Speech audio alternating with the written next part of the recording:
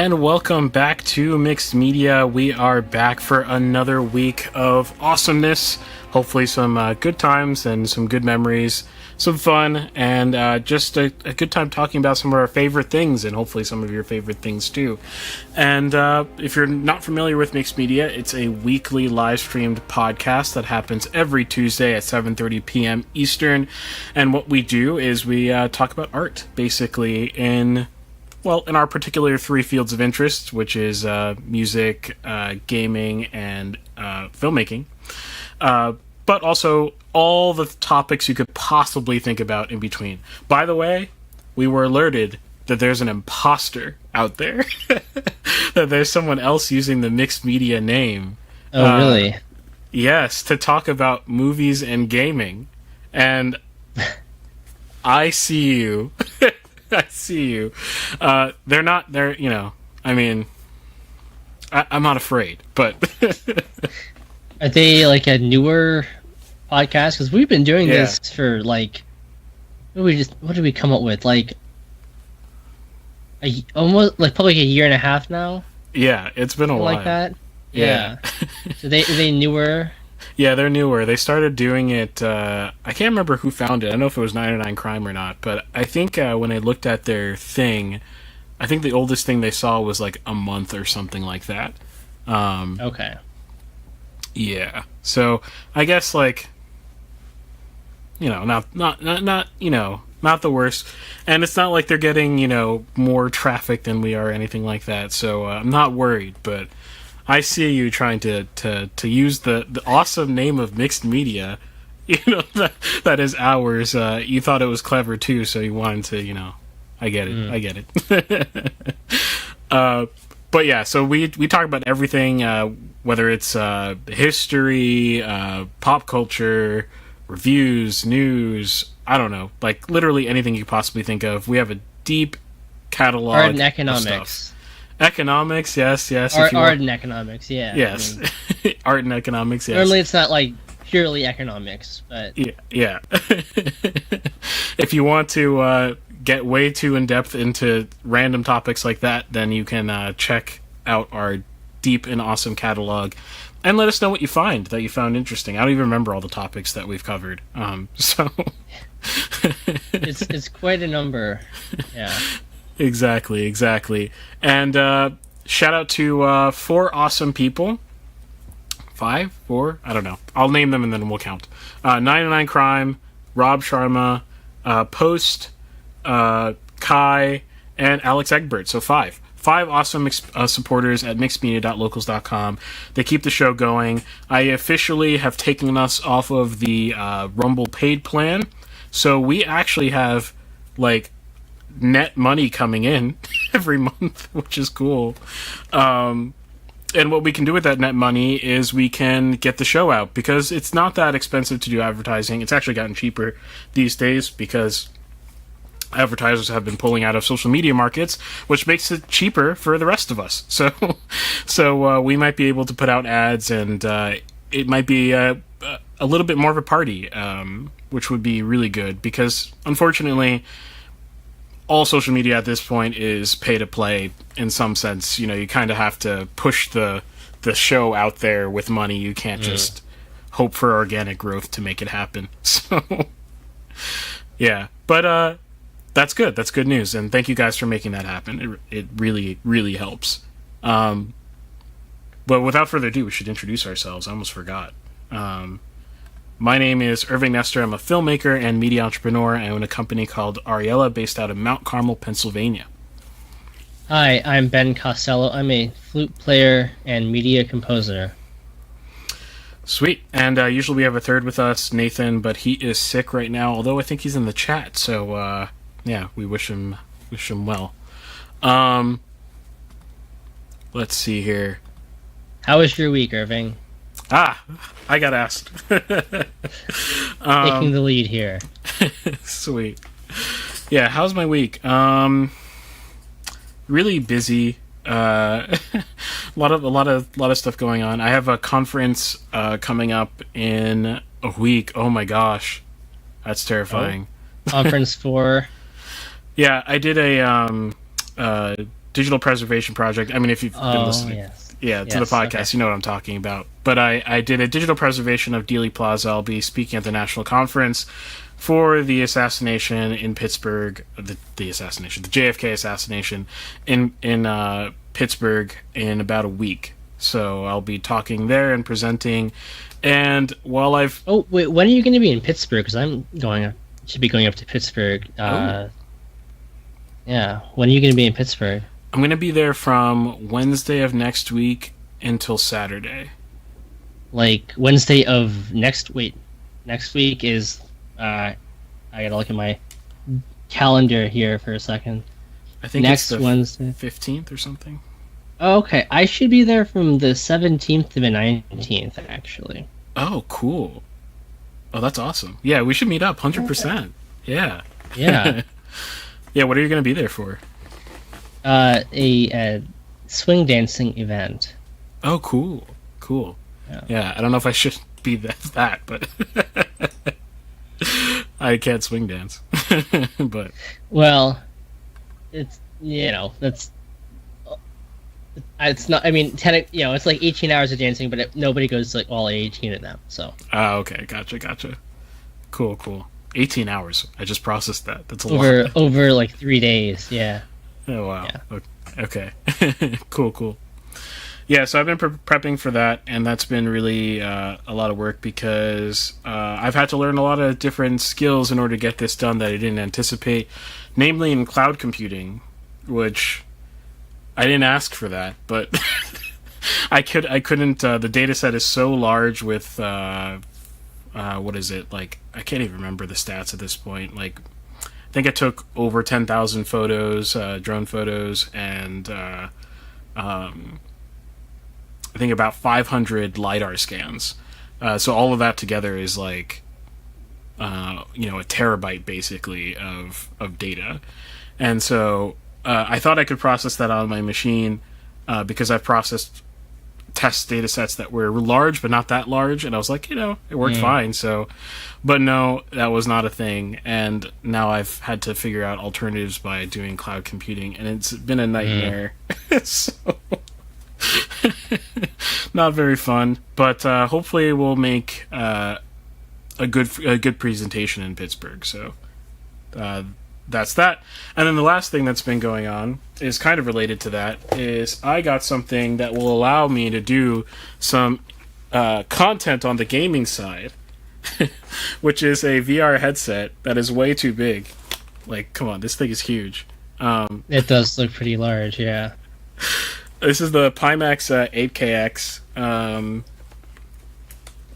I might not return it. I bought it used off eBay.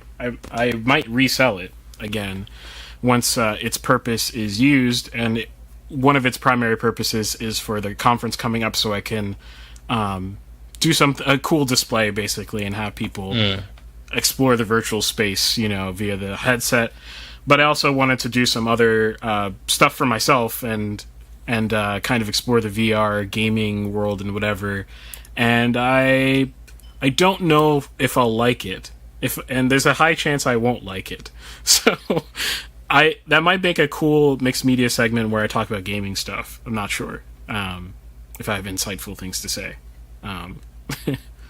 We still need to do that episode where we all switch our specialties. Yes, we do. We got to do a mixed media. Mixed up mixed media. I don't know. Something like that.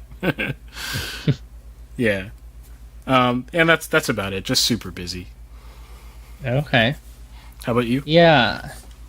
I've been kind of busy with, applying for different things, preparing for some audition materials as well. And in between that, on the artistic front, not something I did personally, but I was at a dance the other night with the Eola Vilner band, which is a really incredible band based in New York City, jazz band, and their band leader is really interesting.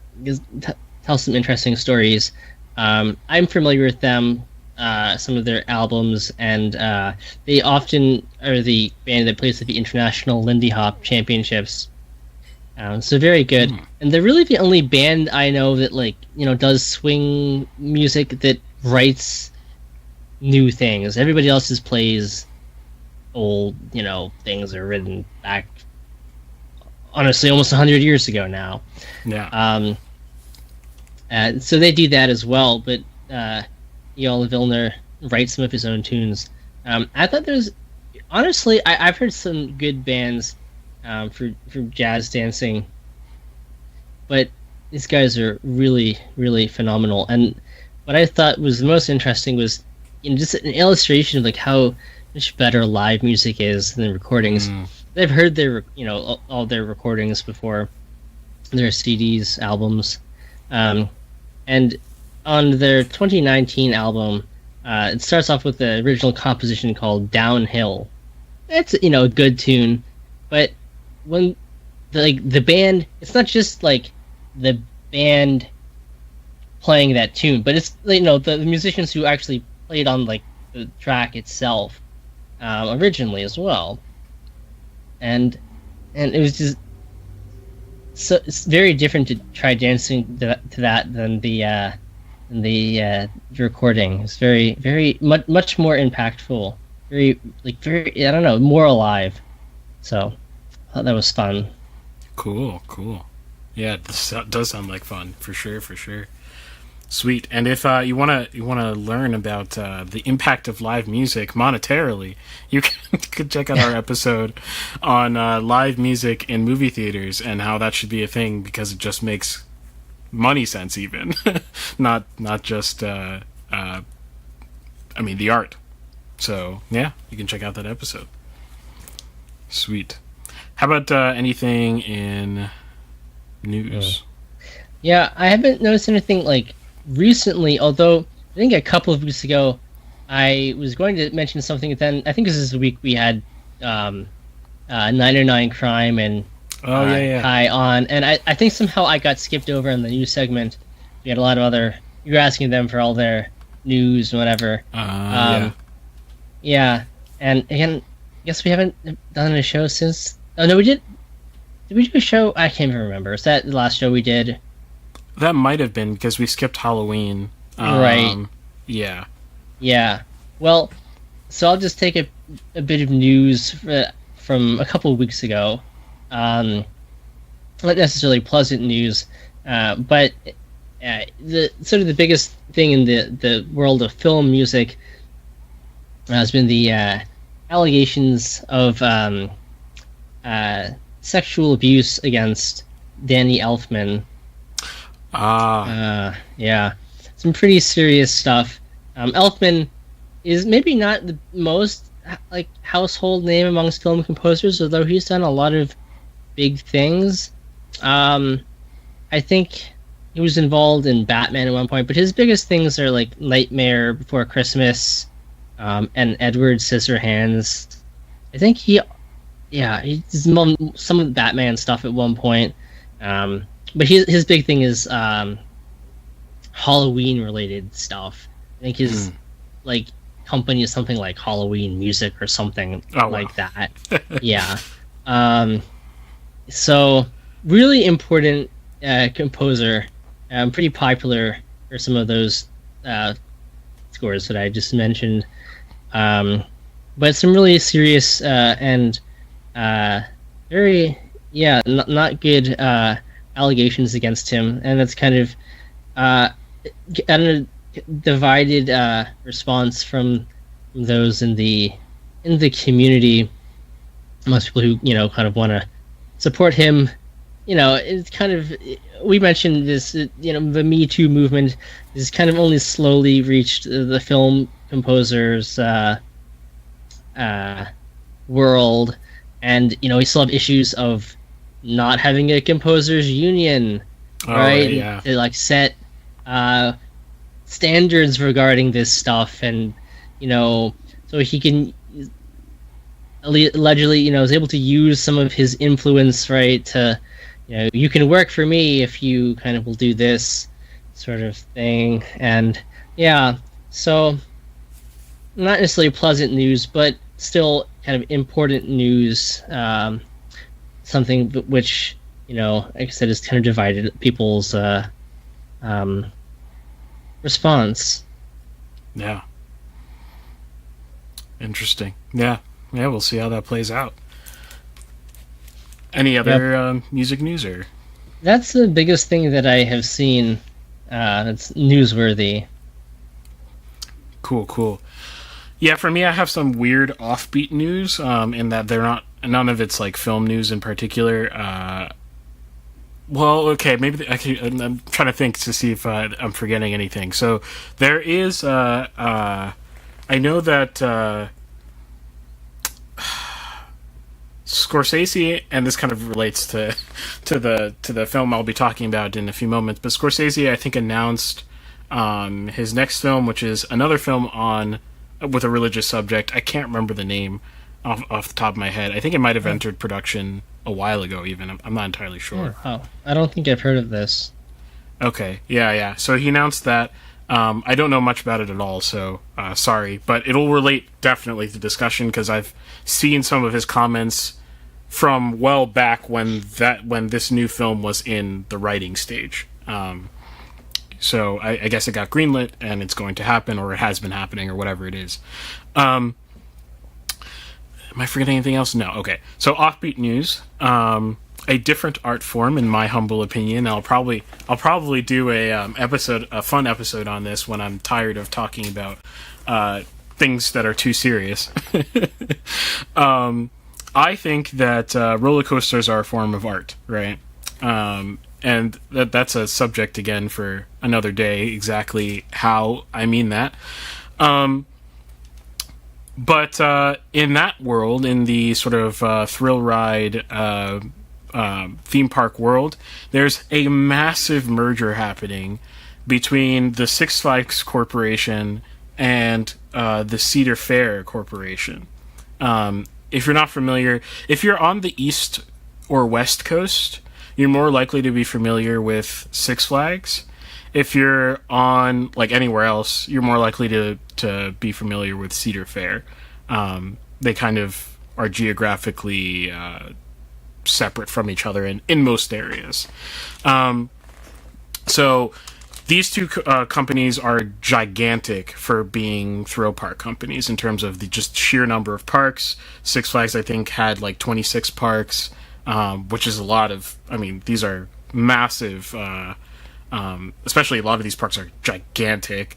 So you're talking billions of dollars of assets, in Six Flags, and then you're talking about billions of dollars of assets in Cedar Fair, which I think had something like 22 parks, or I can't remember the figures. And so this is huge news. I know most people don't care about theme parks who are listening to this, but just as an illustration of kind of the economic situation that we're in, is that both of these companies were zombie companies, as I've talked about on the show many, many times. Not zombie companies because they took that up as their business premise, but kind of zombie companies in the same way that AMC is, in that they took on a lot of debt during the 2008 crisis that didn't actually pay off the way it should have. And that parasitic debt has been dragging both those companies down ever since, basically. So basically, you have two AMCs, except they were competing with each other vigorously. I mean, there's something called the Coaster Wars back in the early 2000s. Like, we'll get into it on some episode because it's a random thing that I really love, and I do think it is an art form.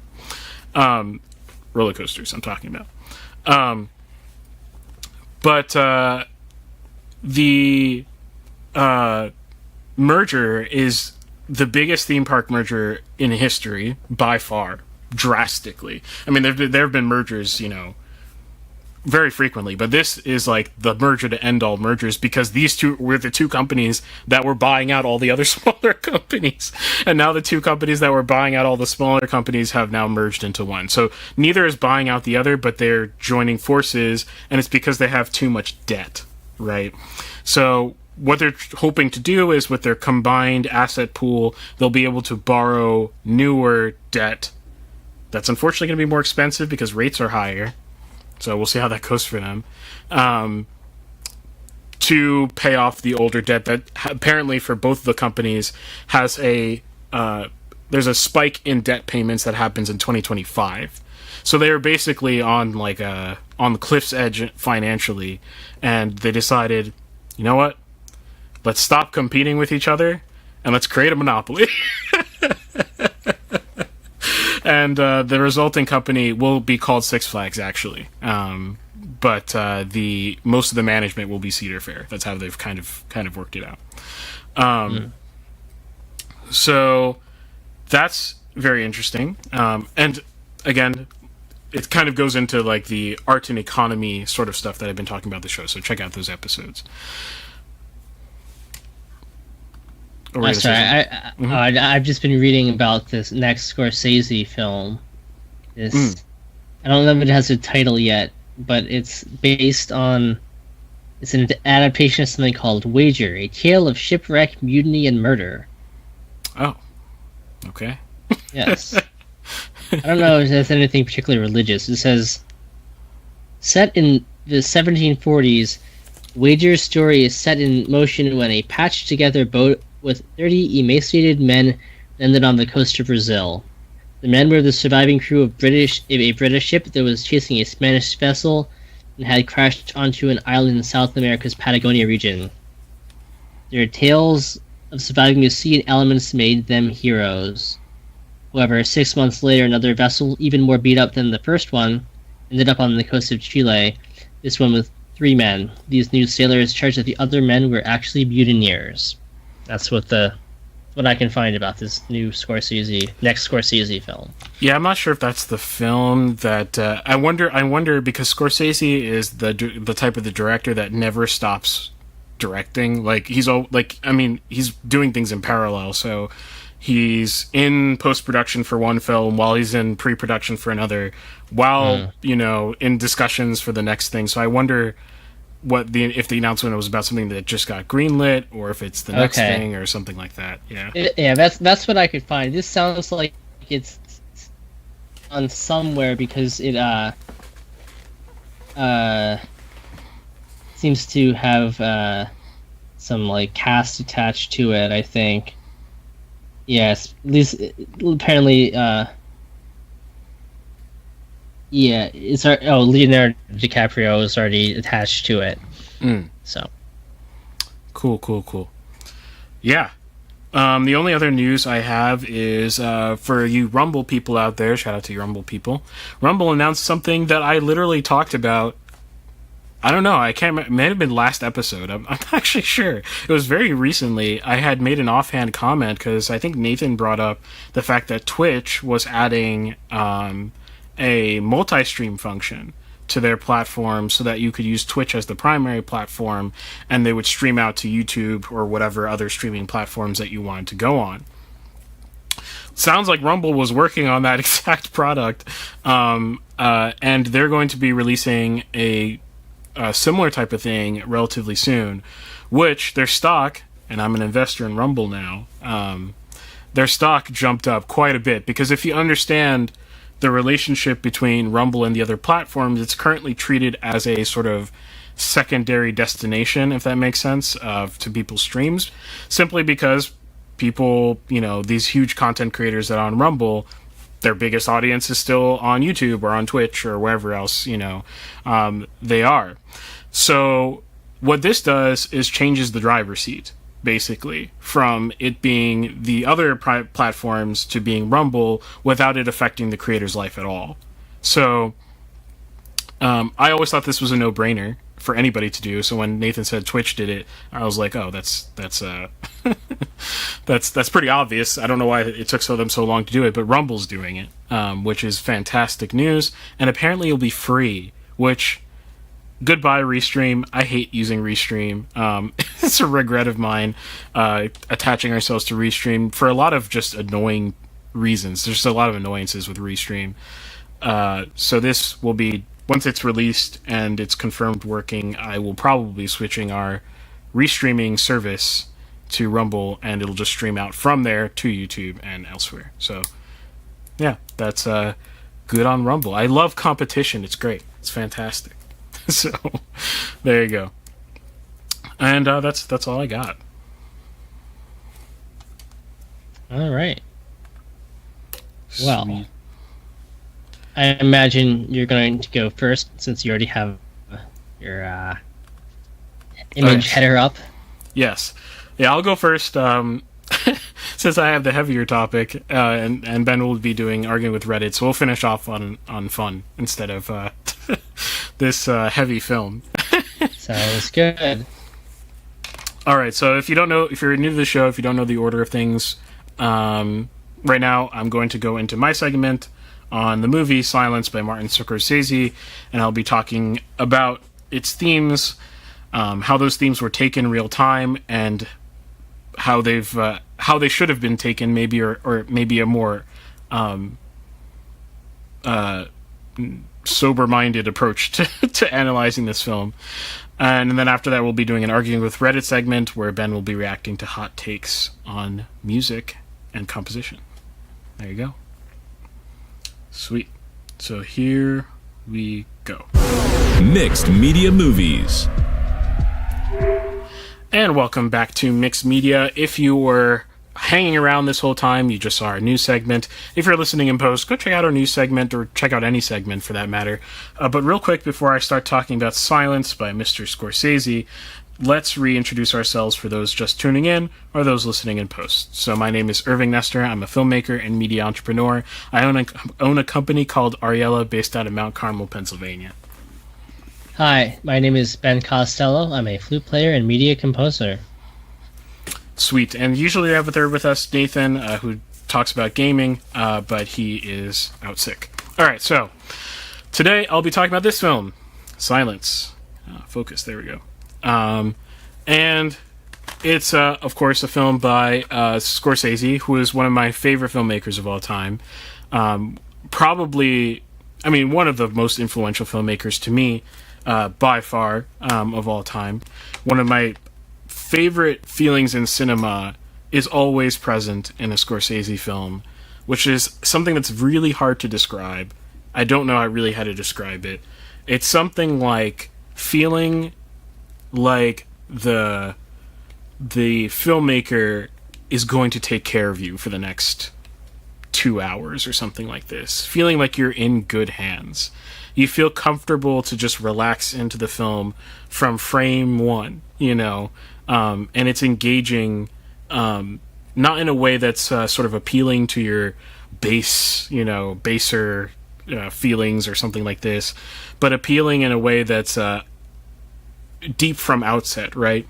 Maybe minus Wolf of Wall Street, which maybe I'll do an episode on that one day. My least favorite Scorsese film, and I actually don't get that film whatsoever. But that's a story for another day. But today we're going to talk about something that probably most people out there have not, even film junkies, a lot of you haven't seen this film. Unfortunately, because Paramount really dropped the ball with it.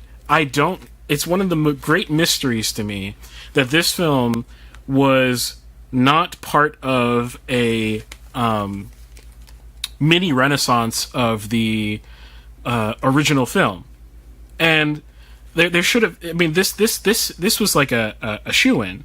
In fact, around that same time, The Irishman came out, which is another Scorsese film on Netflix, and that got all the buzz. Then Paramount didn't take advantage of the Scorsese buzz. And the thing is, it wasn't just the Irishman buzz, and people were like, oh, De Niro or whatever, They were talking about Scorsese, specifically. Like, the pop culture was talking about Scorsese. And here you have another Scorsese film coming out at the same time, and Paramount can't take advantage of it to make money. Absolutely insane. I don't get it at all, but that's what happened. So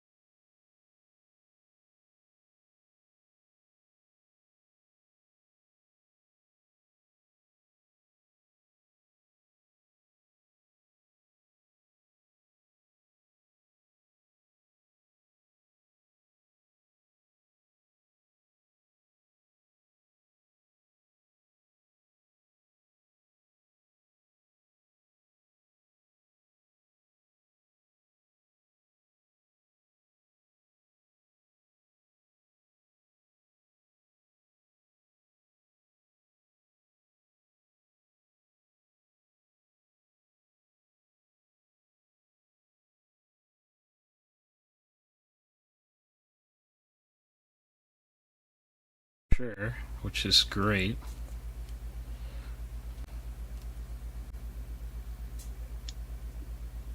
Sure, which is great.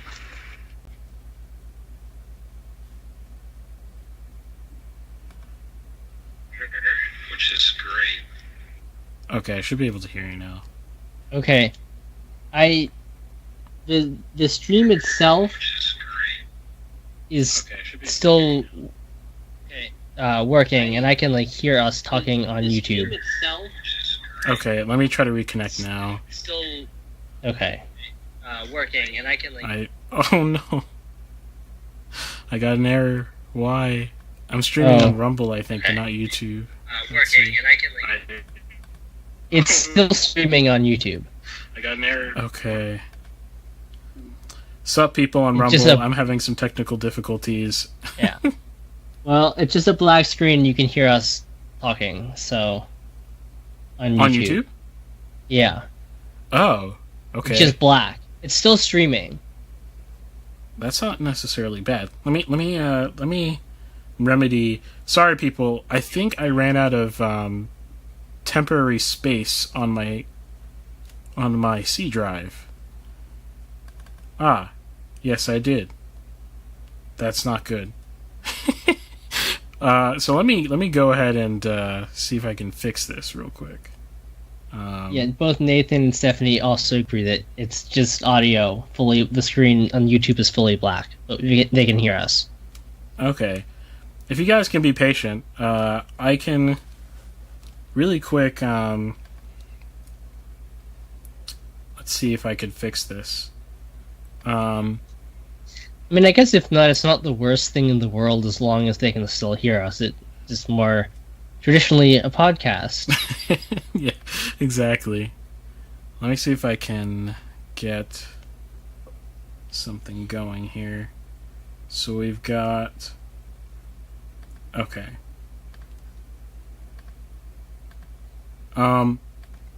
Yeah, this is actually related to my my big project that I've been doing that's been so stressful on my machine.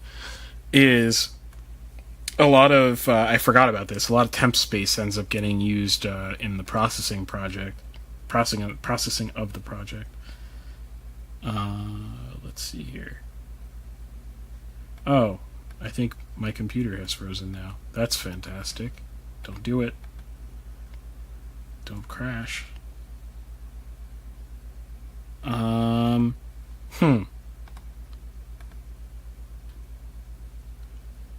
Okay. Let me spontaneously uninstall something.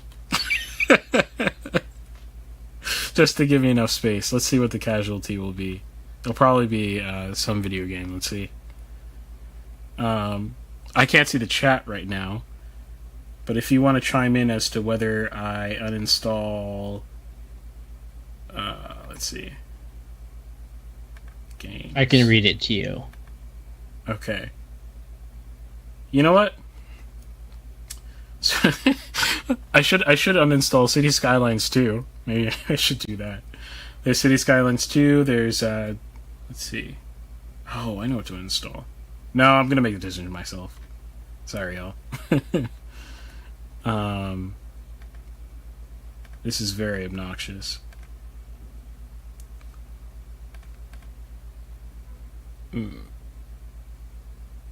Let's see.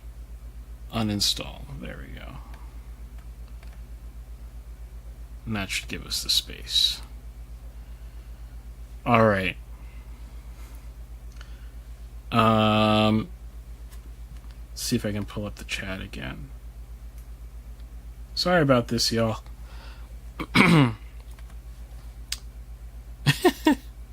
Yeah, we're just a black screen. That's funny. I think I might I think this, so the software might force shut down even with this space. So if I disappear again, I'll be right back once this is back. So let me close this.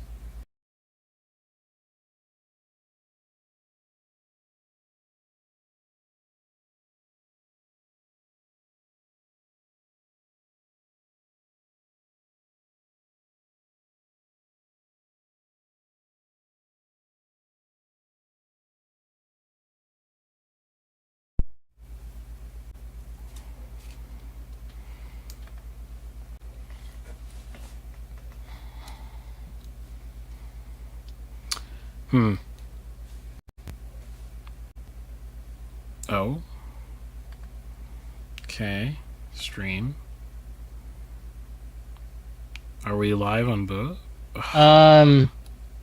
Well, I can see you now. Yes, we're back on video on YouTube as well. It actually threw me an error for both, so I don't know how we're on both. Let me try again. It looks like the YouTube is frozen now. At least the video is. Oh, this is as close to catastrophic errors as we can get.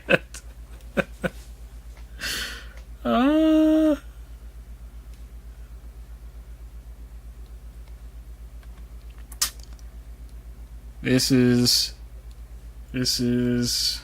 bad. Let's see.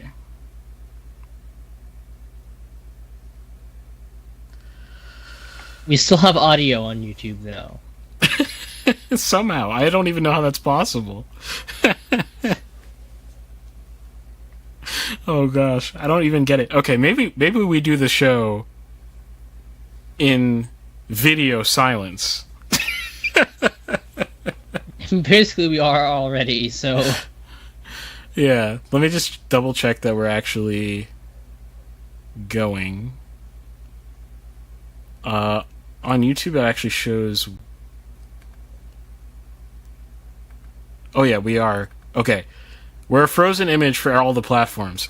Okay, let me write that real quick in the chat, and I'm just gonna say we're gonna be frozen all show, and hopefully this doesn't happen, crash again.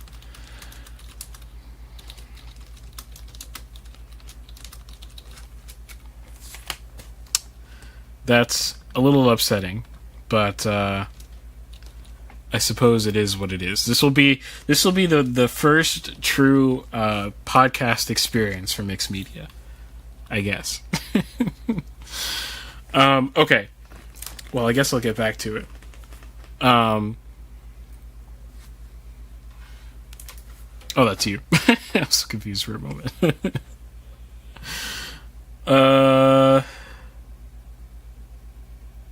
Okay. Yeah, no, I don't think I can fix this in time. Alright, whatever. So, getting back to the topic. What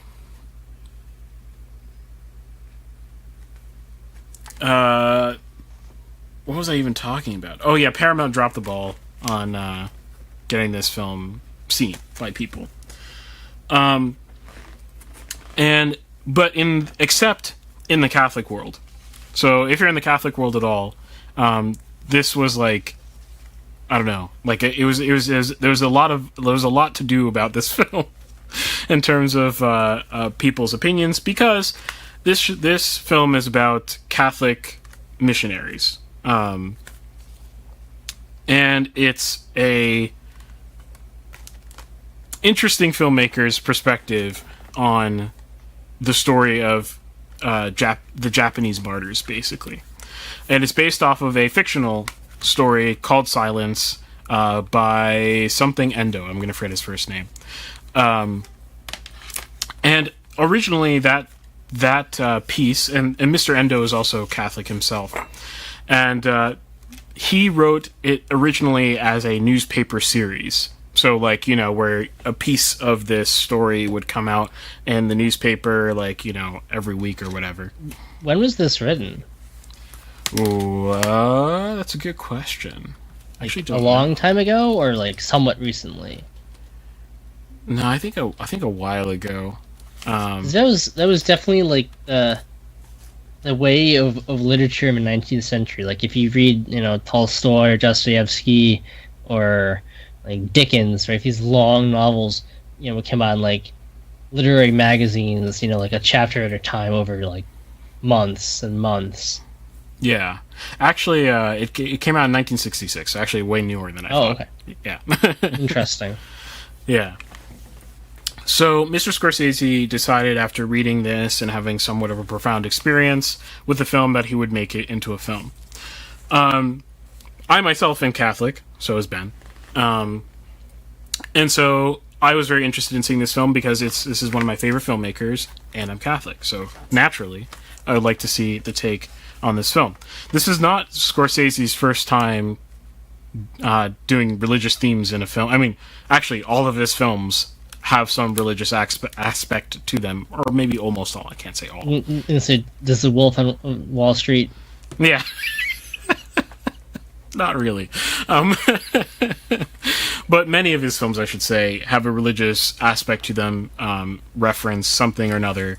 And so the controversy was basically in how the film Silence ends. And because of that, I have to spoil it to discuss it. Now, I will say that knowing the ending, I don't really think... I don't think in this particular case is the worst, because it's mostly thematic in terms of what we're talking about. Not so much like this is not a plot-driven movie, right? This is a spiritual exercise in a lot of ways. And a warning for people who have not seen the film: if you are sensitive to violence, do not watch this film at all. This is one of the most brutal films I've ever seen. Not in terms of gore, like in terms of like, oh, you see guts or whatever, but brutal psychologically films I've ever seen. It is very violent. And okay, so that's the background as to why this film is interesting to look at. So I saw it in the theater with some friends, and I kind of didn't get the I didn't get it at first. I didn't get the controversy at first. I was kind of like, I mean, in terms of like what I would expect Scorsese to do with this topic, this is not necessarily out of the bounds. Now, do I agree necessarily with the implications that I originally got from the film? I didn't. But that didn't mean that, like, a lot of people were making it a lot more, I guess, polemic than it had to be. Where oversimplifications were happening on both sides of the argument of the film, because the film isn't about either of those simplifications. And so... Oh, go ahead. I'll say, I feel like you probably would get the exact same thing from Andrei Rublev if people actually watched it. Yeah. So, it wasn't so much that... It wasn't about agree or disagree with the conclusion, because that's not really... The film isn't about a... It's not about that per se. Were you going to say something else, Ben? Sorry. Okay. Anyway, that was my first pass at it. Then I watched it again recently after picking up the Blu-ray, because I picked up the Blu-ray because this is one of my favorite Scorsese films, even just from an interest perspective. It's just such an interesting film, especially if you compare it to the rest of his catalog. You think about him as a person, if you know anything about him as a person. It's a very personal film. It's one of his most personal films that he's ever made, you know, definitely. One of the most masterfully crafted films he's ever made. Minus, weirdly, the sound is bad. I don't know what's wrong with it. I had the experience in the theater. I had the same experience on Blu-ray. It feels like the sound is unfinished. Like, I could hear that certain lines were ADR. Like, I don't get that. Oh, wow. Yeah. I know the film costed Paramount a ridiculous quantity of money to make, and I know they were killing him to finish the film kind of thing. So I don't know if like he felt rushed and this is what ended up on the chopping block, but I think it's a shame that the sound doesn't sound as good as it should. Especially for a film that is so silent, right? Not in that there's no dialogue, but it's silent from a music perspective, very silent. And very silent from a mixing perspective, in that a lot of openness is felt. Or, like, that was the intended effect of the sound design, was for you to feel the openness of the landscapes. You know, you get the vastness of the spaces that we're in through the sound design, but not executed properly, unfortunately. So, yeah, just technically bad, unfortunately.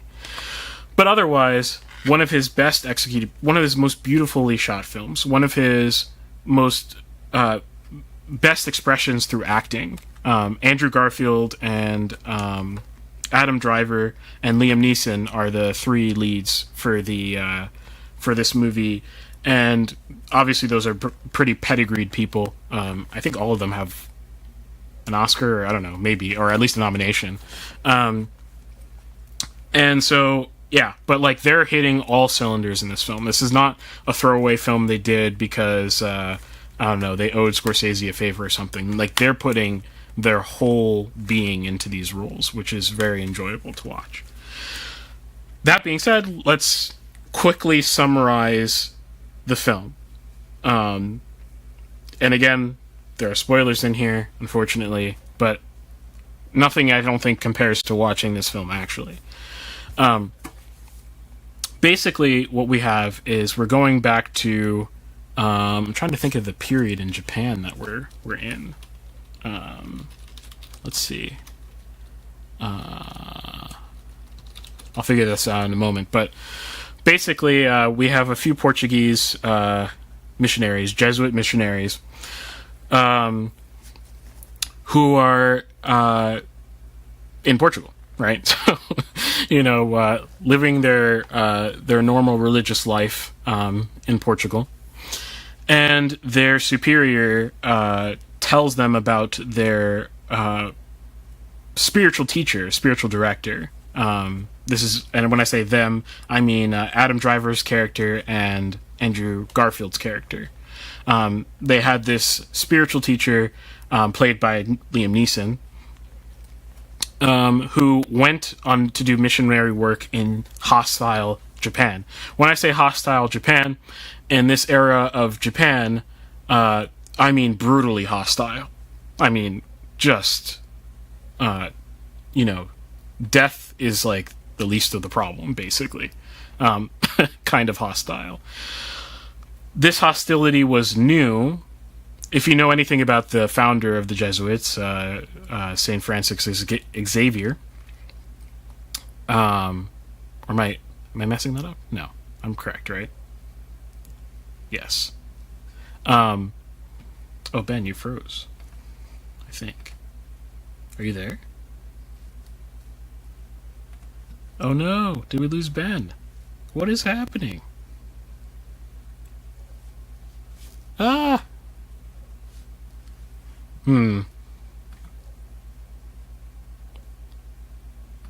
Let's see here.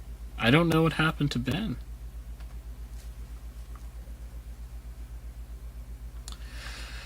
Oh boy. Let's see. Oh, my Skype died. Alright, I'll be restarting my Skype, and hopefully I can get Ben back in here. Let's see.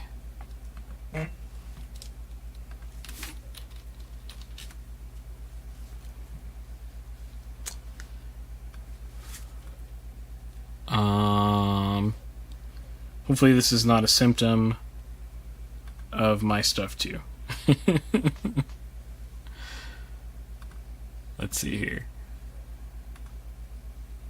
All right, I think we're reconnected. I think that's. Can you hear me?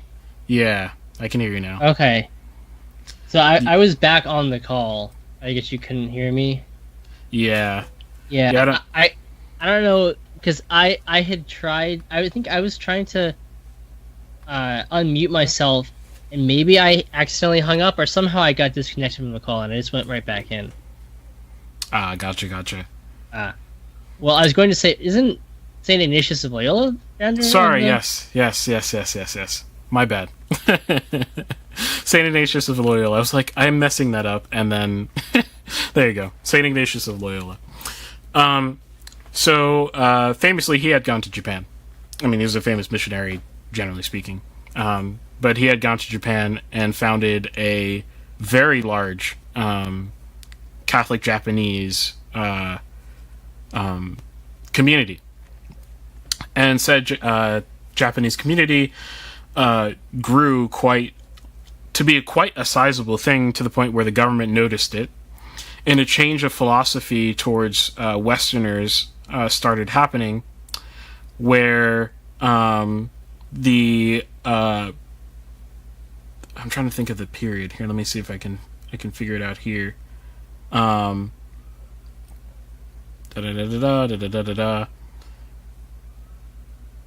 Okay, well, I'll figure it out in a second.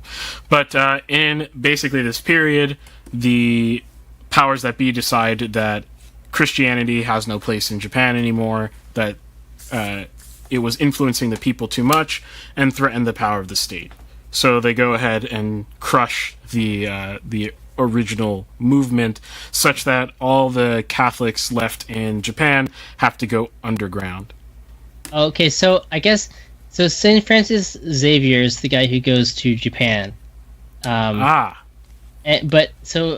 guess he's credited as co-founding the Society of Jesus. Okay, I wasn't totally wrong. Yeah. Okay. Oh, so he's one of the 6 guys who co-founds it. I think the main person who, really took the lead is Saint Ignatius of Loyola, I think. Okay, so that's where my confusion was coming from. So. Yeah. Right. So Saint Francis Xavier is credited as co-founder, but the idea was Ignatius of Loyola's, and he was just one of the first 6 guys to join the order. Gotcha. But Xavier is the one who goes to Japan. Yes. Okay, there we go. We've got it down now. Okay, so then we have these Jesuits in Portugal who are told about one of their spiritual director who is going to minister to the Japanese Catholics who don't have ministers anymore, right? That he has apostatized, right? That he has submitted himself to the Japanese government and has given up his faith and started working with the Japanese government, which is extremely scandalous, of course. And this is their teacher, right? This is someone who formed them in the faith. This is someone that they feel very close to. So they tell their superior, this cannot be. This is not possible. We know this guy. There's no way he could have possibly apostatized. Let us go to Japan, no matter how horrible it is, to go retrieve him so that the government can't spread this lie anymore to discourage the Catholic community in Japan, right? So their superior says, are you sure? Basically, you get that tension of like, oh, this is going to be bad. Otherwise, this movie wouldn't exist, right? This is going to be very bad.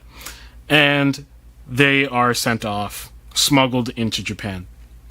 One of the first, most beautiful things about this film is the contrast between the scenes in Portugal, which are rich, and, there's just immense wealth in the architecture of the city, which I assume is Lisbon. I don't actually know.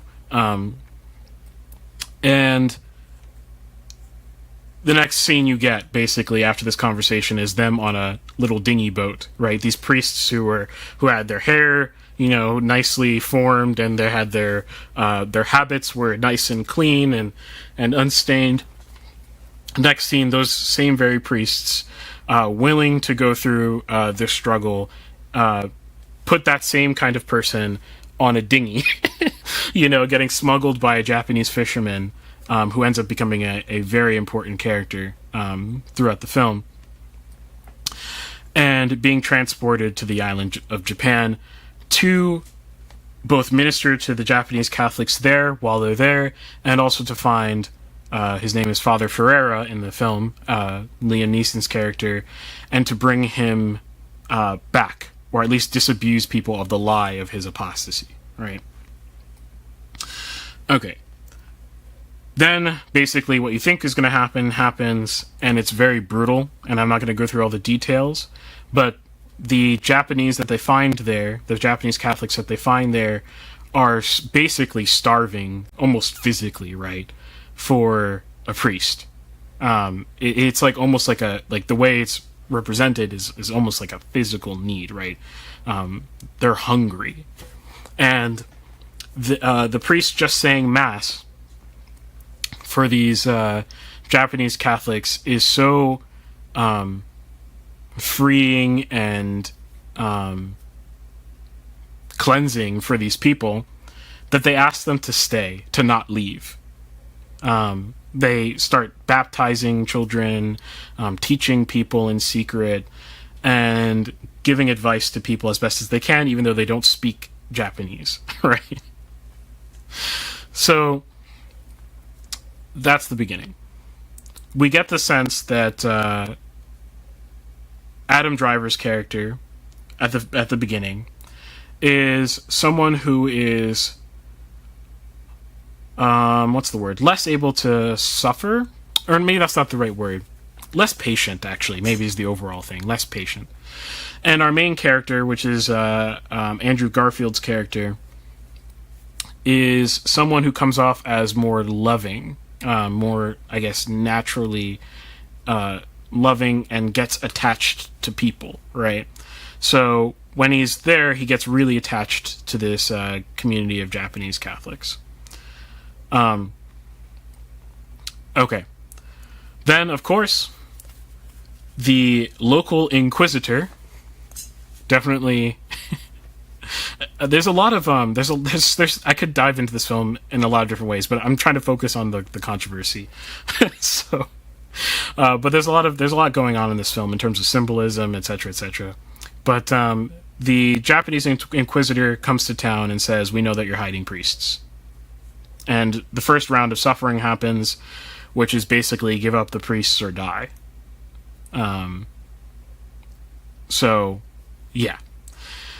There's a lot that happens in the middle, but fast forward to, I guess, where do I want to fast forward to? Fast forward to when the priests are found out, and they're taken into, or at least I should say, Andrew Garfield's character is taken into custody. And instead of torturing him, they start causing suffering on other people and saying, this is your fault, right? Like, you could just submit. And the suffering to other people, right? Intuiting the personality that he has, right? Will end. And this becomes the central thematic tension of the last few acts of the film, basically.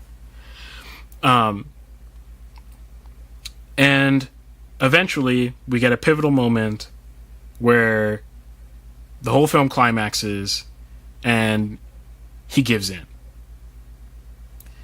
That's where the controversy is of the film, is him giving in.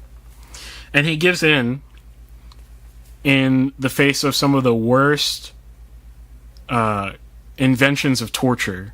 Not him being tortured, other people being tortured, and being forced to listen to it.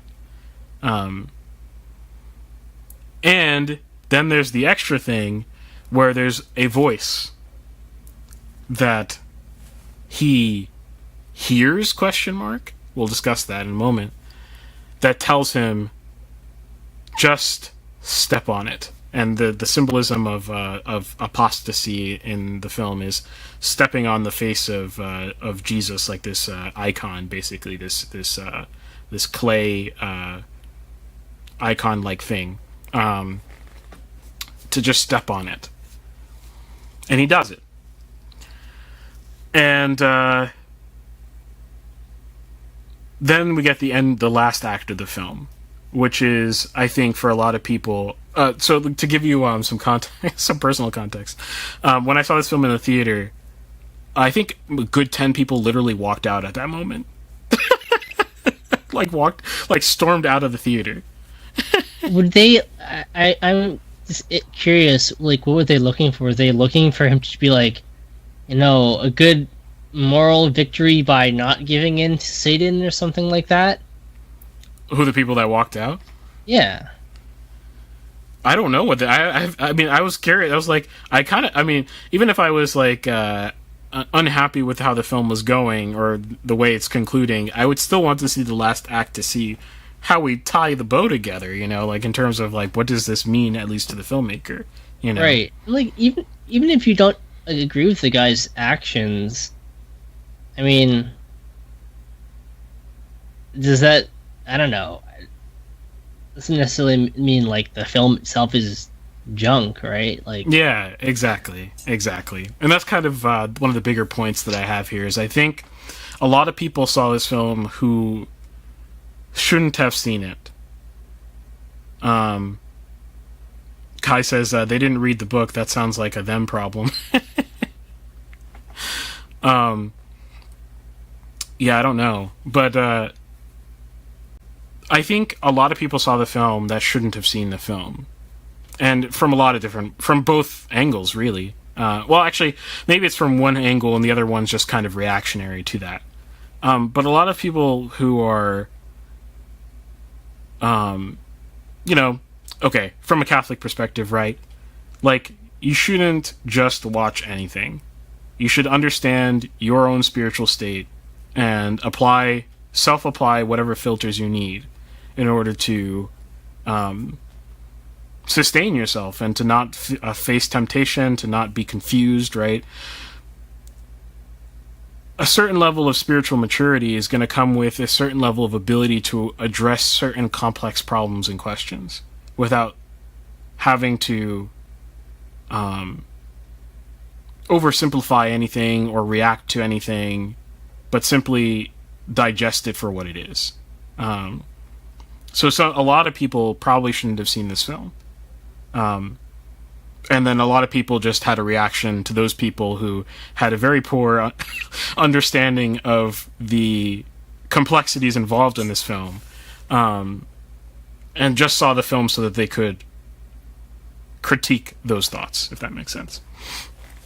And so this film was done dirty from a thematic perspective. Okay.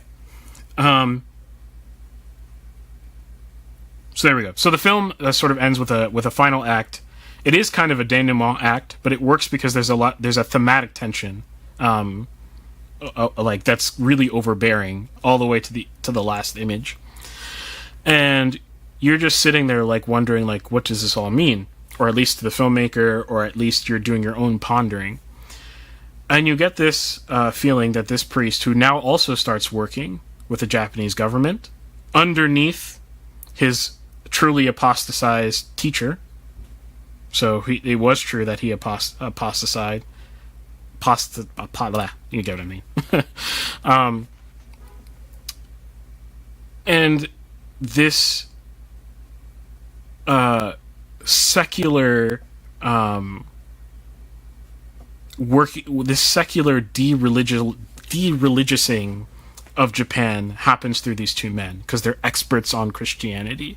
They are experts on how to undo Christianity because they were once Christians, right? And the final frame of the film, I think, is one of the most critical frames, which is his Japanese burial, which is not Christian, right? So he ends up getting married. It's implied that he ends up teaching some of the Christian faith to his wife and holding to some of it personally, as if he kept it a secret, like that he himself would hold, while persecuting Christians, overseeing the persecution of Christians.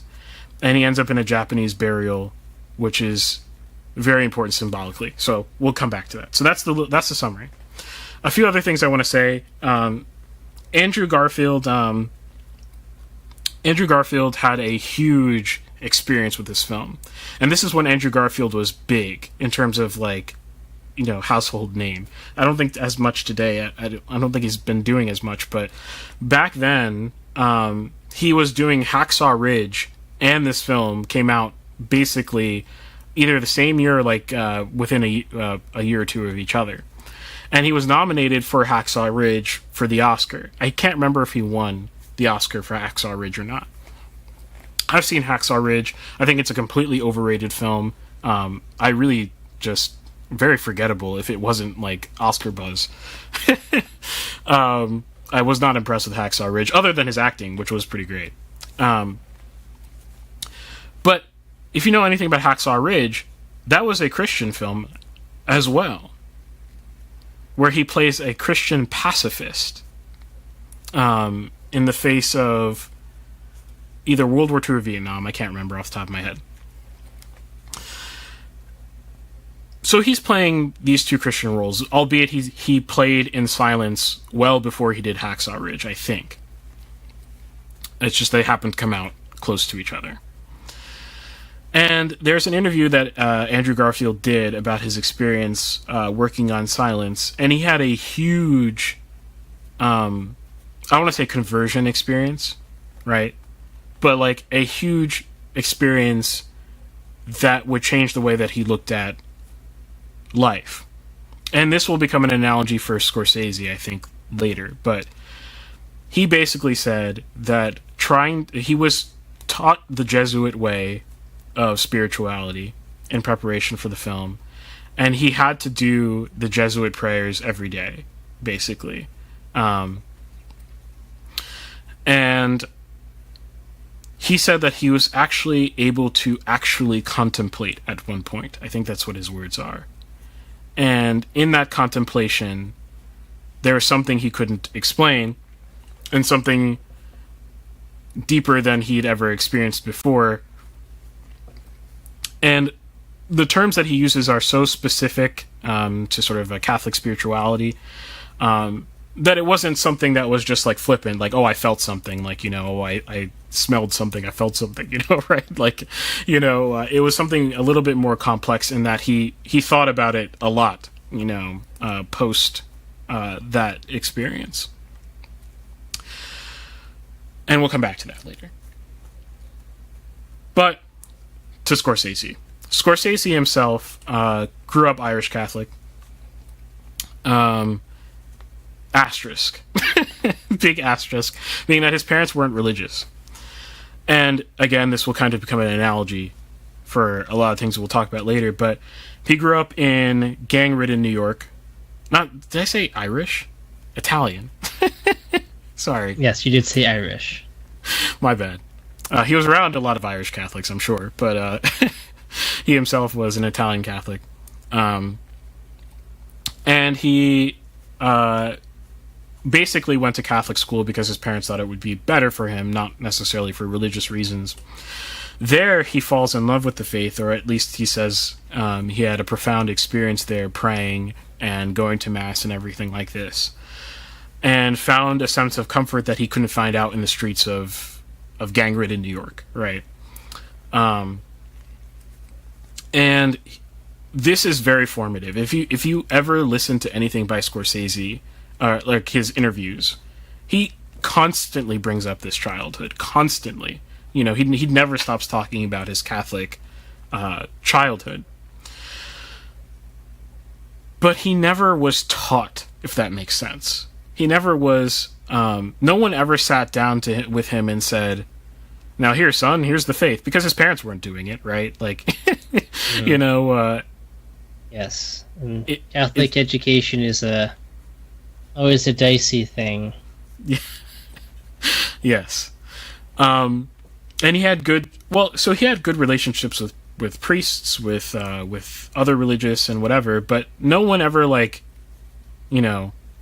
formalized any, formed him in the faith at all. No one did that.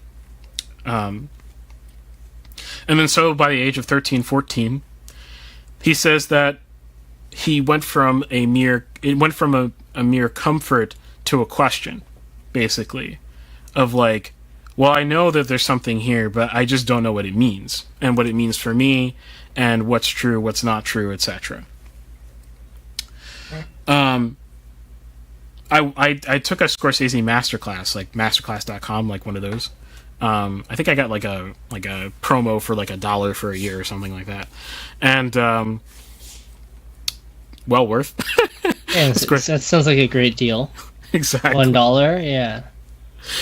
And Scorsese, Scorsese, I think he was one of the first master classes actually on masterclass.com.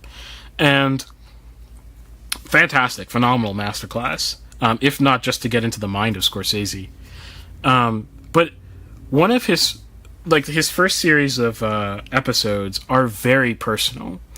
And the way he talks about becoming a filmmaker is the same way someone might talk about becoming a priest. If you're not familiar with that, he talks about everything in terms of vocation, discernment,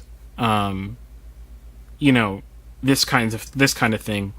And his ultimate goal is, he states in his masterclass that his ultimate goal, like a priest at Mass, is to get people closer to God. And then adds, basically, I'm not quoting him, but basically the intonation is that whatever that means, right? So there's like this very deep religious aspect to Scorsese that reverences religion, particularly Catholicism, reverences the priesthood, reverences the religious life, but doesn't quite have the object of that religious life figured out, right? Namely, God, right? He almost becomes a priest himself. He actually was in seminary, I think, for a few months, Mr. Scorsese, and decides to become a filmmaker instead. Okay. So that's his background. So this is not some, random, guy, making this film. This is coming from a very personal place, from a very reverential place. He's not going to tackle the issue of the Japanese martyrs flippantly, is what I'm saying. And we shouldn't look at it through that lens, because it doesn't make sense with anything that he says about the film and about his feelings towards Catholicism. Okay. So I think one of the quotes he says is about silence is, "This is what I've been grasping for my entire life." So he said, when he talks about this film and talks about everything about this film, it's as if he's trying to do these exercises of a religious film for his own personal growth, right? His own personal journeying, etc. And he said the beginning for me of actually starting to understand was silence. Very interesting, because he's done other films before. He feels at 80 years old that I guess now he's started to grasp the question. Okay. The other thing to realize is, given all that background, he was always an island in that faith, right? So, Hollywood is not a very Catholic place. Surprise, surprise.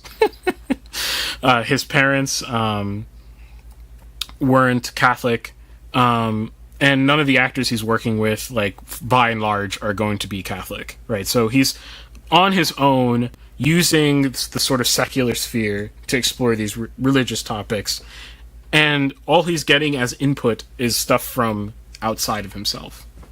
Okay. The other thing to know about Scorsese is that one of his biggest influences is Kurosawa. He knows Kurosawa actually pretty well. So it's but growing up, he watched some of Kurosawa's earlier films. So, and I've only seen one Kurosawa film, which was Rashomon. So I can't really speak too deeply on his filmography.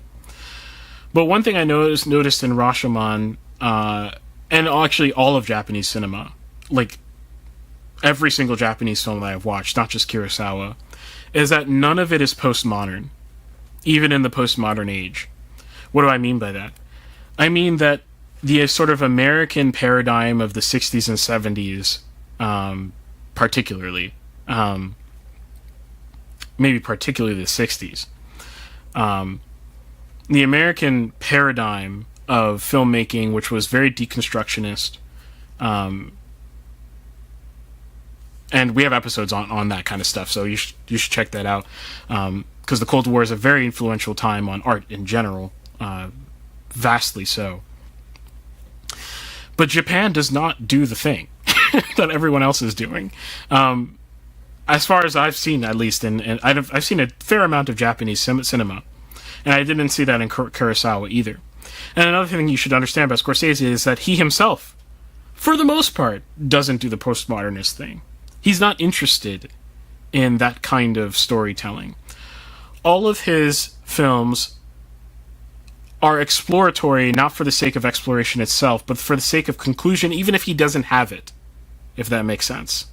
It's asking the question, as G.K. Chesterton says, to actually bite down, right? It's not just to keep your mouth open and accept whatever enters, right? That's the Chesterton analogy. It's so that one day you can bite down. It's for the goal of actually coming to a concrete answer. This should all give you, hopefully, a good framework to understanding this film. A lot of people who ended up watching this film are postmodernists. And they probably... and so they've seen a lot of postmodern films, which is almost everything, and came at this Scorsese film, and probably sadly come at other Scorsese films, unfortunately, with a postmodernist lens, assuming that he's doing the thing that everyone else is doing, if that makes sense, which is to just deconstruct for deconstruction's sake, right? Not for the purpose of building something up, right? For tearing down. So a lot of people assume that the point of the film is tearing down, right? Like it's to tear down the institution of the Catholic faith or something like this, or it's to tear down, the priesthood. It's to tear down missionary work. It's to tear down the evangelization to Japan. Well, I don't know how you get that at all if you make a bunch of assumptions about what the film is supposed to be because of a lot of overlay that you have from other filmmakers because they tend to come from a specific philosophical place. Well, then, yeah, I guess so. But if you take it in for what it is, definitely not that kind of thing, in my opinion. Okay, and Scorsese doesn't tend to do that ever. Okay. So let's go to applying what we know now to the actual film and then talking about said controversy about the ending. The martyrs of Japan are portrayed as meek, strong, with real charity, the virtue of charity, right? Like the real kind of love, right? The Japanese people in the film who are waiting for these priests to come minister to them, they're simpler people in the sense that they are farmers and, peasants, right? And these priests are coming from the religious class of Portugal, right? So there's like a class difference going on there. And that juxtaposition is very stark. Very stark. The Japanese Catholics are depicted as those who are willing to endure anything in the face of the most brutal of extinguishments. Whereas the priests, it's a little bit more like, I don't know, I'm not sure. I'm not entirely sure, at any given point, if you would endure the same suffering as these people are. But as the film goes on, maybe you are. Maybe you're growing into that. Maybe you're starting to see the virtue in the people that you assumed would be, less spiritually healthy, but actually are maybe more spiritually healthy than you, if that makes sense. There's a humility acquired by these priests as the film, begins off. And there's a question of how to advise them in the face of, like, should we give in? Should we give up somebody, so that the rest of us can live our life in peace or whatever. And we get the first cracks in our main character's facade in terms of his theoretical understanding of religion, right? There's this sort of theoretical versus real, thing going on in terms of what you believe versus real life, right? What's in the head versus what's out there. And our main character, one of the first things that he does is he says, you have to apostatize. And these people are taken aback. They're like, what? What do you mean? I don't think you said that. I don't think we heard you right. Let's take the cotton out of your ears. And his priest companion, Adam Driver's character, goes, no. That's ridiculous. Everything that came out of your mouth just now is just emotional, right? So we get that feeling that our main character has a sentimental attachment, right, to the suffering of other people. Not necessarily for his own suffering, right? Okay. Then we get our interactions with the government. And one of those interactions is particularly poignant, which is with the Inquisitor, whose job is to extinguish Catholicism from Japan entirely.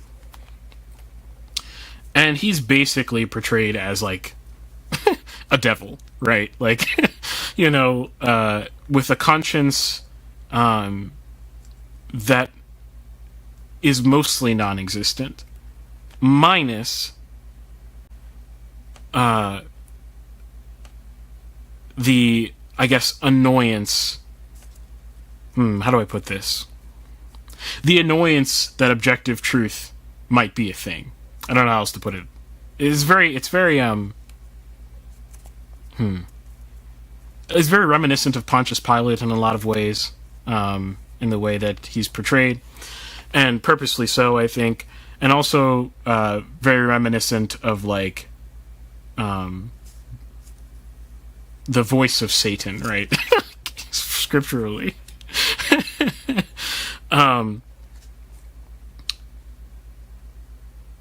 And the sort of, like, the annoyance of his conscience, right, is portrayed by this fly that's always bothering him. It's kind of funny, actually, sometimes, maybe unintentionally so. But there's this fly that keeps, like, buzzing around his head, and, like, he's always swatting at it and fussing with it or whatever. But he's a purely secular, purely statist person. It's all practical, right? It's like Pontius Pilate, right? It's all practical. It's all about whether the state will run well tomorrow if I let these people around. Because it ain't personal, right? At the end of the day, if I light you on fire while you're alive. Yeah, Kai says, very utilitarian state servant. Exactly. It's not about the philosophy. It's about just making the state run, right? Very secular. And he views Christianity as a threat. And it's very clear he doesn't fully understand Christianity at all. He says a few things that you're just like, what? But it doesn't matter, because at the end of the day, it's a threat and needs to be extinguished. Okay.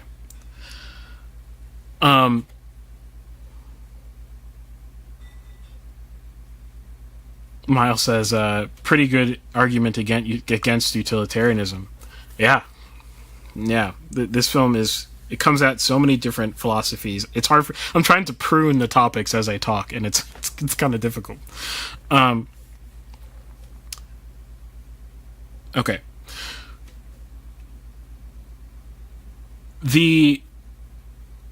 There's a point at which our main character is okay, so let's just say this.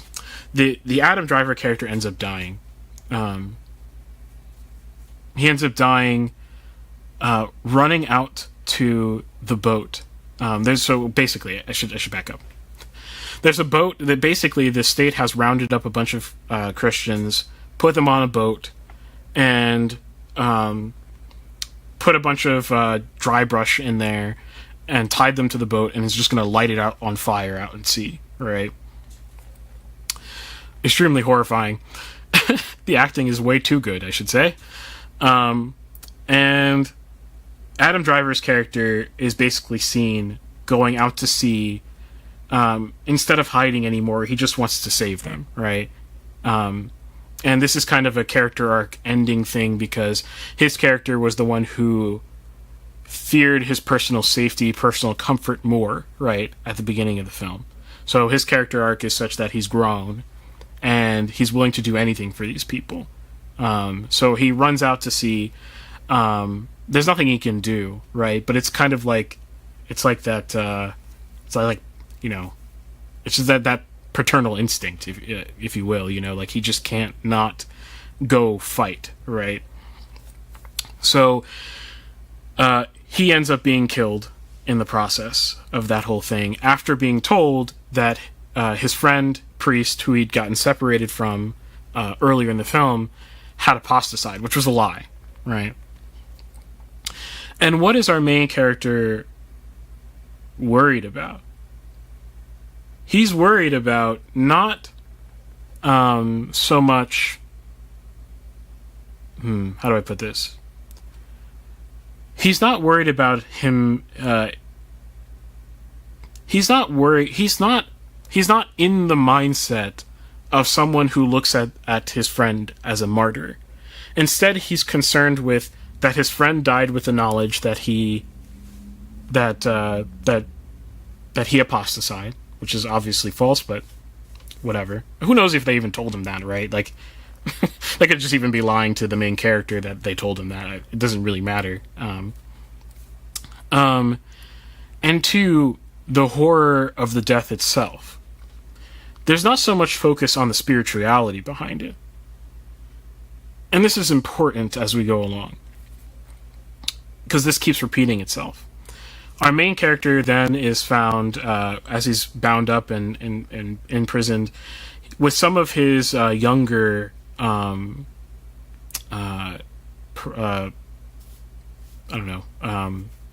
ministries.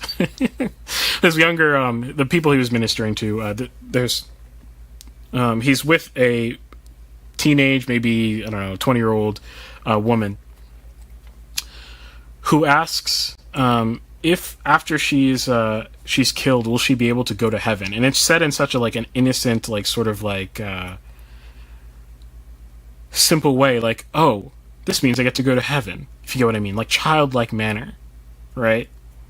And he looks at her as if she's the dumbest person he's ever seen. And the way it's shot, paced,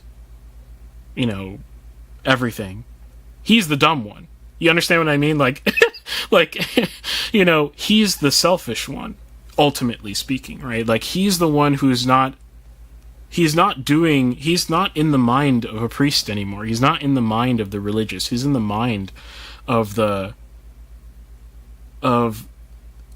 sentiment, right? It's a sentiment at the end of the day. Okay. So as the film progresses, we get this repetition, and then we have this fisherman character from the beginning of the film. He is basically what is he like? I don't know what he's like, but he's always asking for confession, basically, after he consistently screws over his peers. And this is a great juxtaposition. So this guy is always ratting people out, then he always comes back to confession. And you get the idea that's sincere every time. It's not like he's just taking advantage of the priest or something like this, or just trying to feel better about himself. But he gets caught, then he rats everybody out, then people die, then he comes back and asks for confession, asks for forgiveness. The priest gives it to him. And then it happens again, right? Comes back, and our main character is again not so much focused on the spirituality of mercy for what it is, right? But more so concerned with the fact that this guy keeps screwing everybody over. Kai says the name is Kichiro. Yeah, Kichiro. Excellent character, absolutely. One of the most brilliant juxtapositions I've ever seen. Very hard to watch, right?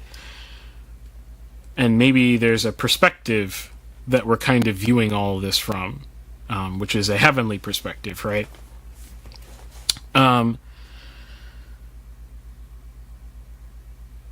So he gives these confessions, but it's begrudgingly, right? It's from the place of I hate you, but this is my job, so I'm going to do it. But I hate you. Like, you know what I mean? You are the worst human scumbag ever. So a lot more brutality happens. And then we get to the sort of last straw, which is the worst torture these people could have thought of, which is, I can't even describe it, but it's basically you die slowly over the span of days, maybe even weeks, hung upside down. It's just horrible. I don't know how people think of this stuff. It's disgusting. But he's trapped in a cage listening to all the wailing. And does he pray? No. Is he even recognizable as not just a priest, but like his peers who are wailing out there? Does that make sense? Like, is he even resembling the people that he is so attached to and can't stand the suffering of? Right? No.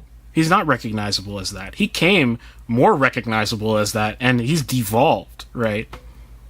While those around him continuously allow themselves to be martyred in the most gruesome ways possible. And it'd be easy for them to just say one word and, you know, they're good. But they're willing to go to the end. And he has lost all semblance of spirituality by this point.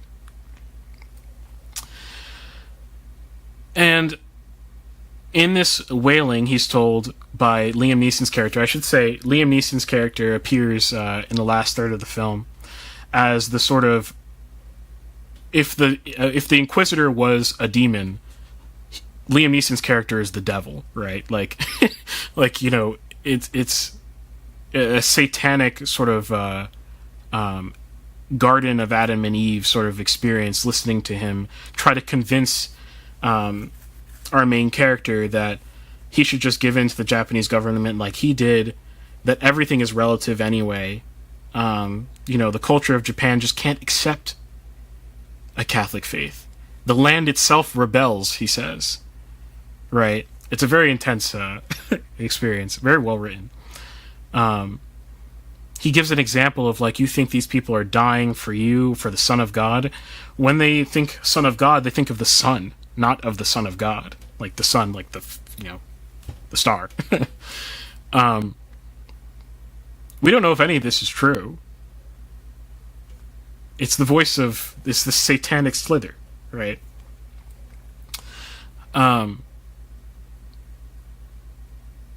Okay.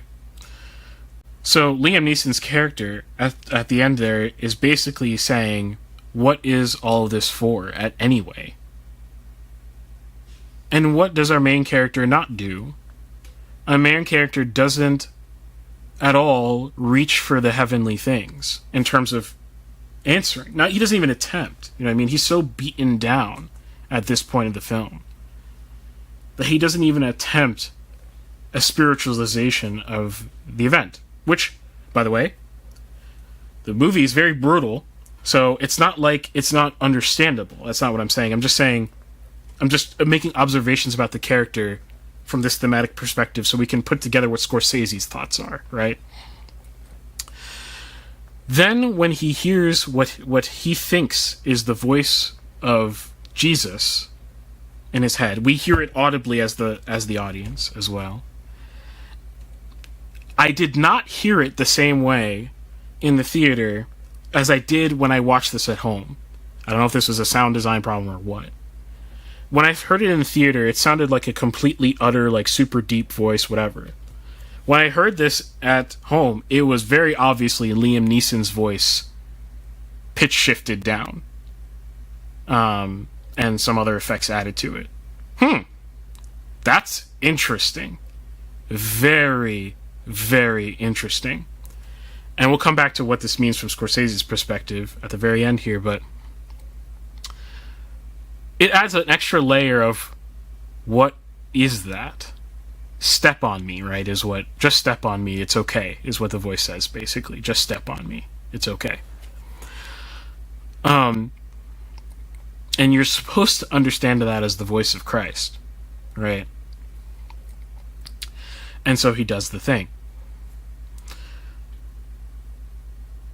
After he does the thing, is there an end to the suffering? Nope. He just becomes part of the machine of persecution.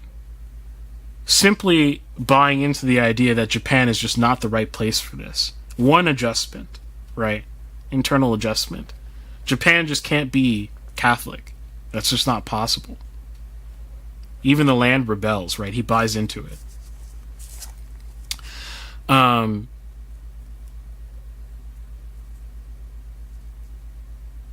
He wants to discourage these traders who are coming in to try to smuggle Christianity in by also persecuting them, knowing that their deaths are going to be brutal, but he doesn't see them anymore. He's now just an officer of the Japanese government, right? And at the very end, his wife places a small cross that's like sort of made with like twine, or something, in his hands. He dies a natural death, of old age, in his palm, and puts his hand over the other, so that he's clasping the cross, basically.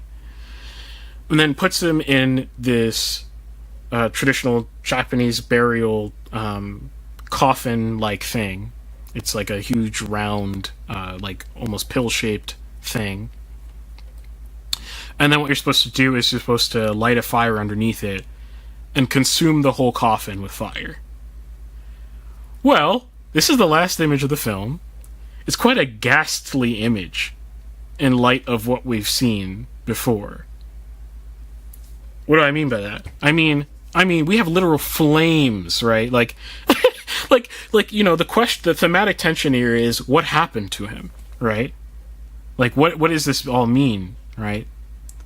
And he's engulfed in flames, which is quite evocative of, right, hell. You know what I mean?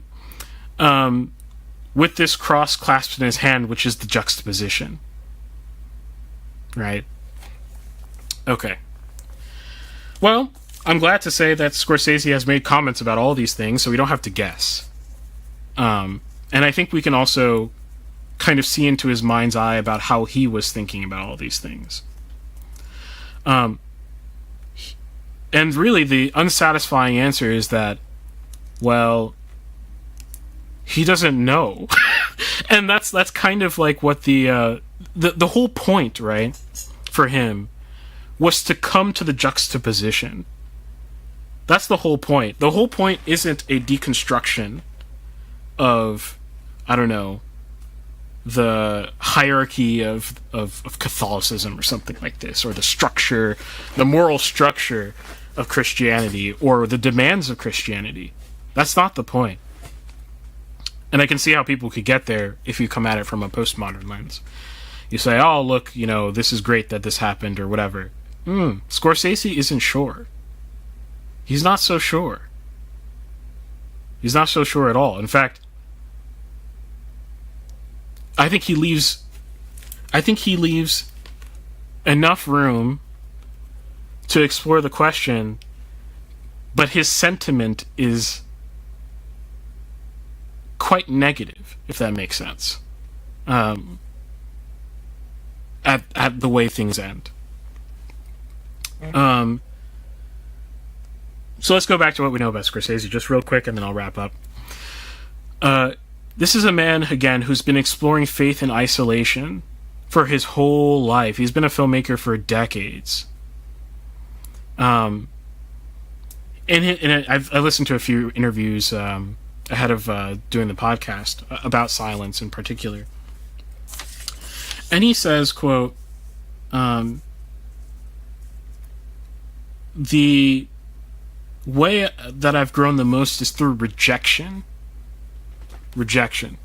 What he means by that is the best times of his life is when he was told, no, you shouldn't do that, no, you can't do that, right? It's when the concrete comes down That's basically what he was saying. When his life becomes more concrete, he feels as though he's actually progressed. And he says that he feels that that's quite odd. Well, I mean, in his world, that might be quite odd in terms of who he's interacting with on a daily basis.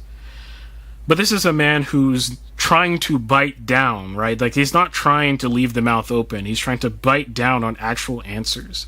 And this is a film that has a lot of embedded questions and a lot of meditation from his own personal perspective.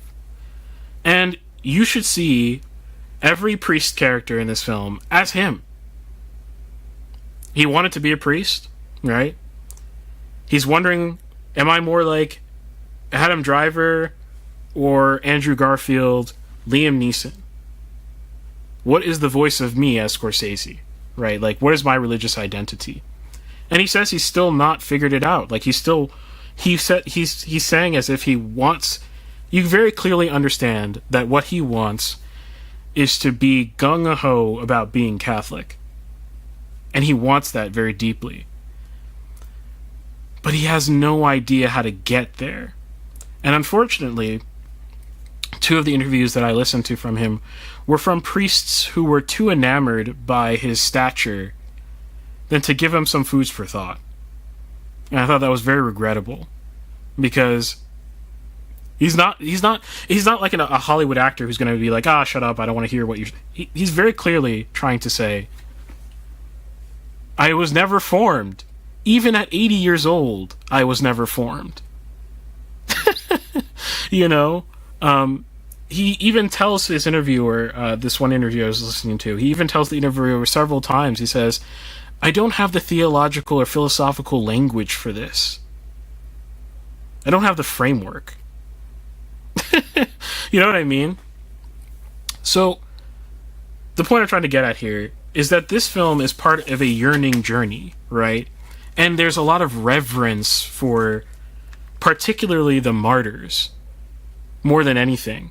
There's a lot of reverence to the simple faith of the martyrs in the film. And there's a lot of contrast between that and a secularizing modern world is one of the clear themes of the film as well, right? It's like this force of secularization that does violence to this simple faith. So there you go. That's my thesis. I think the thesis is supported by things he said. So, you know, I don't think it's out of... I got that feeling the second time I watched it. I was like, this man has a lot of reverence for all of this. Because the martyrs of Japan are real people.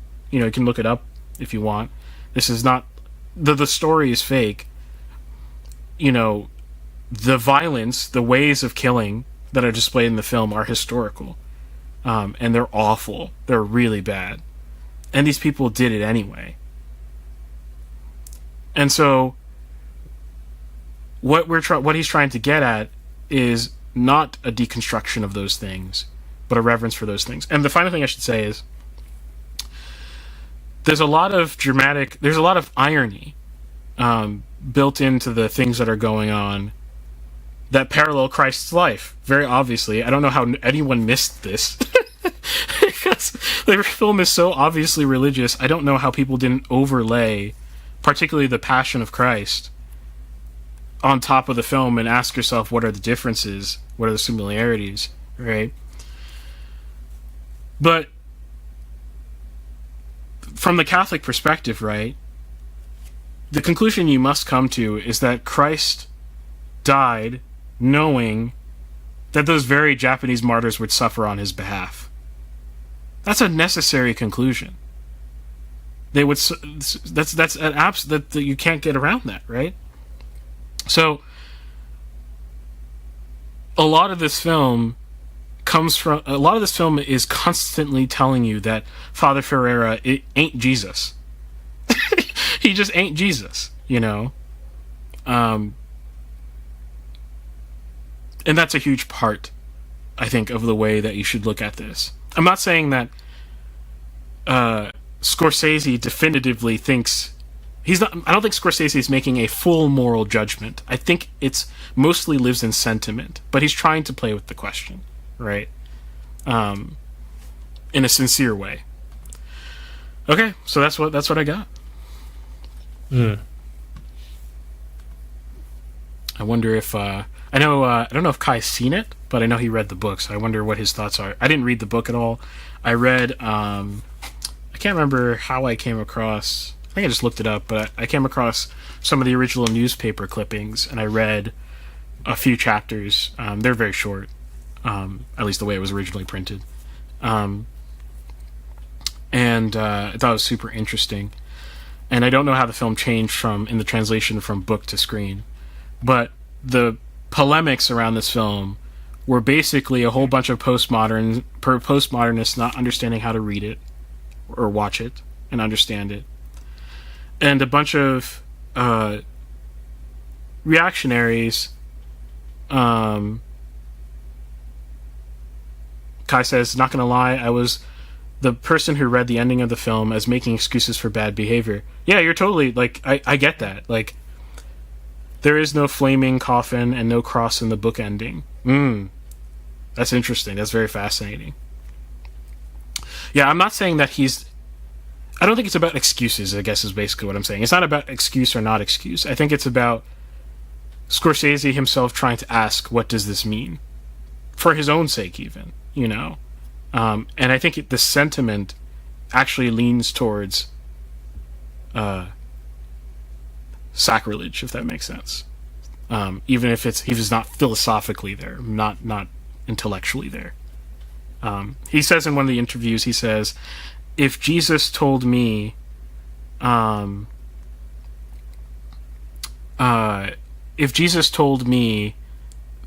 step on it, I would step on it. So he defaults to the subject, right? Not the object. He defaults to, like, at the end of the day, I've only got me to understand. And my subjective experience is going to rule what I ultimately do, because I still don't know what the object is of faith.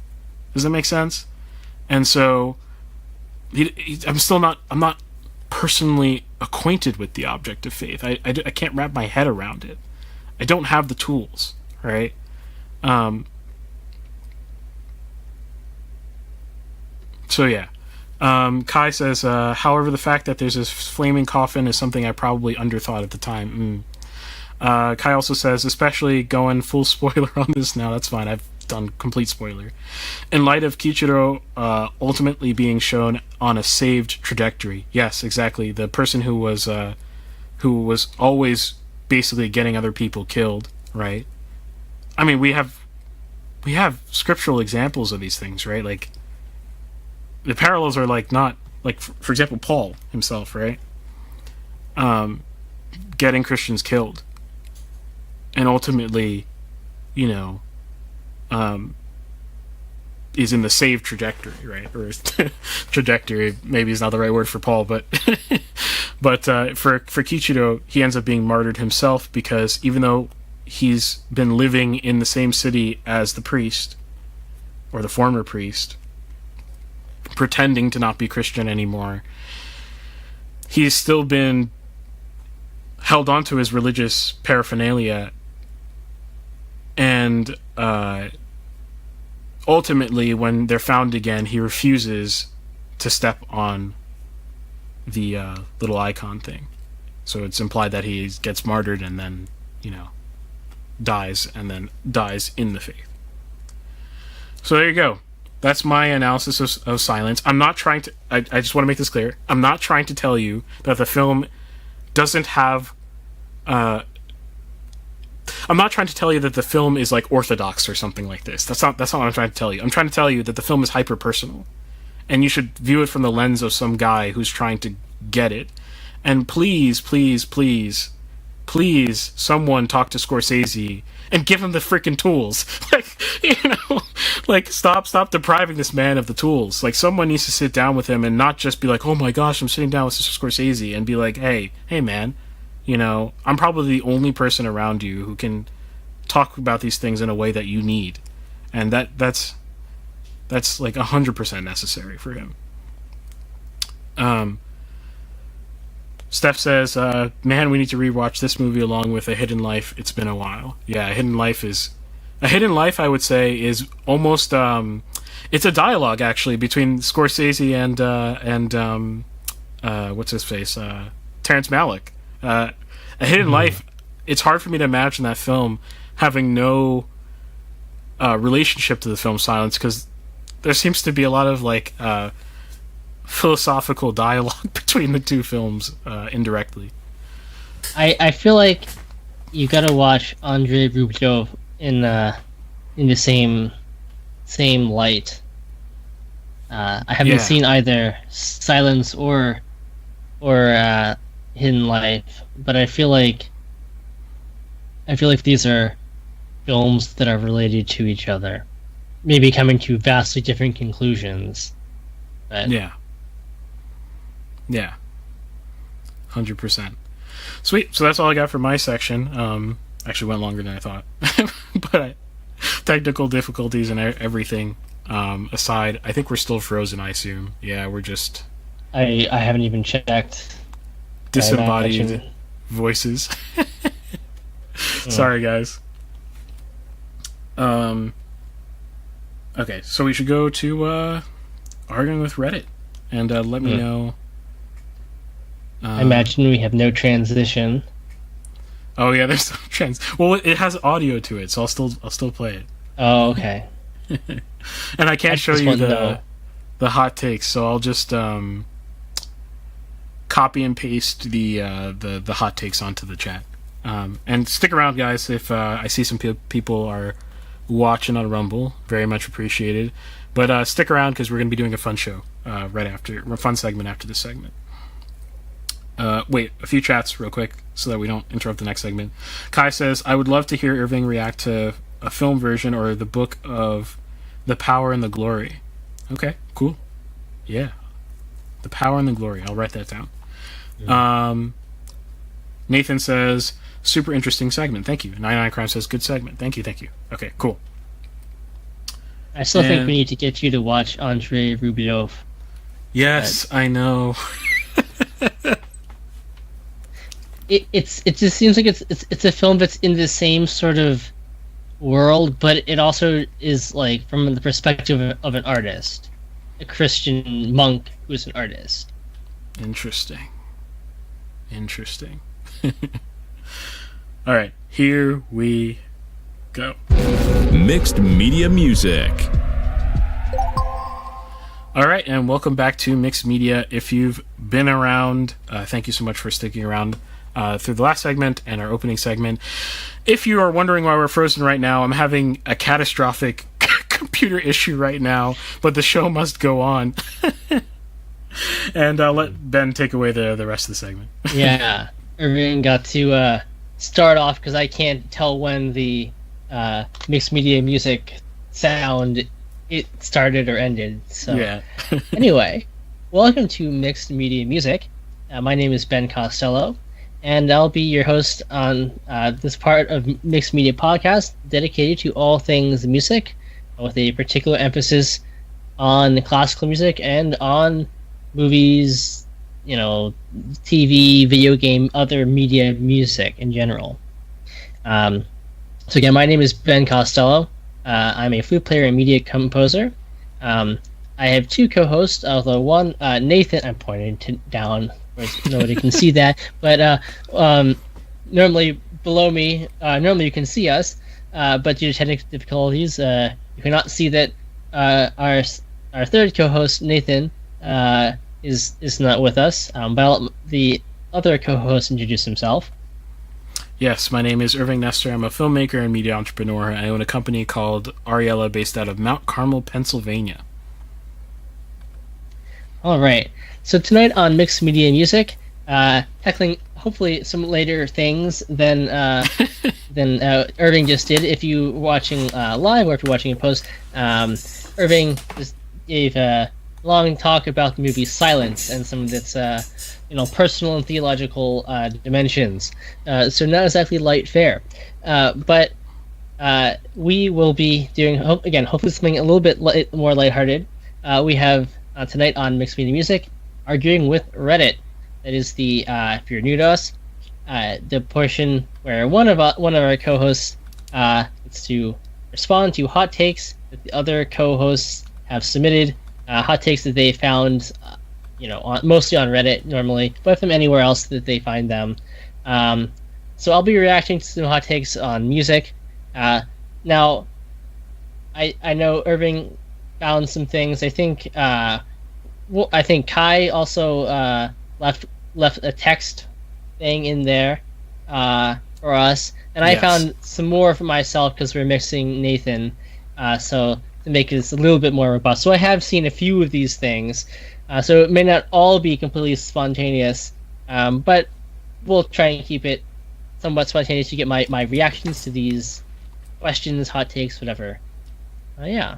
So I might have to pull them up to myself because I can't see due to our current technical difficulties. So I'll go in order, or I'll start at least with the first one here, okay. Which is from you, Ben. So you can go ahead and explain it. I'll plop it in the chat on both Rumble and elsewhere. So the first one I selected is from r/classical music, and this person asks. This is kind of a humorous question. This person says, if 12-tone/serialism atonal music, well, those are separate things, but okay. So we'll just assume we're talking about 12-tone stuff, not just atonal stuff in general. If 12-tone music had existed during the classical period and romantic period, what would composers like Mozart, Beethoven, and Chopin have thought of it? Okay. So I think it's somewhat a humorous question. You might have to explain what 12-tone stuff is. Yeah. So we've certainly mentioned this before, but 12-tone stuff, 12-tone music, basically this idea, and it's the simple historical explanation is that this is an idea of Arnold Schoenberg. It's not quite that simple, and Schoenberg is really drawing this out of kind of the extent of the late tonal language of Brahms and Mahler, and even kind of late Beethoven, and they're also, Brahms coming from late Beethoven as well. So instead of basically having like a pitch, and instead of like we're in A major, the note A is kind of our tonal center of gravity, and everything kind of wants to rest there on the note A, and we feel some kind of sense of conclusion of a note A, and a secondary pull to the note E as the fifth of it, and tones kind of want to go at different pulls within towards A or towards E, which pulls towards A. So basically, also keeping in mind that we have 12 pitches available to us within the octave in Western music at this point. So essentially, what that means, Schoenberg develops this kind of technique where each note is of equal importance. So you basically have all 12 notes.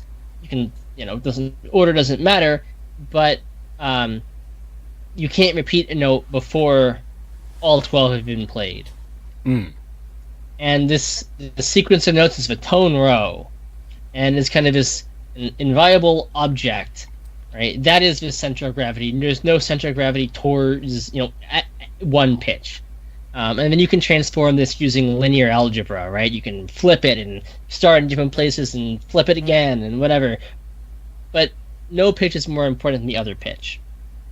That's kind of the basic idea of this. Now we get to like total serialism much later, where you serialize everything. You say, well, if we're going to put pitches in a matrix and apply linear algebra to it, why don't we put everything in a matrix? Literally everything, right? You can put like dynamics, you can put articulation markings, you can put text markings. Just put it in a matrix and apply linear algebra to it, and that's your piece of music.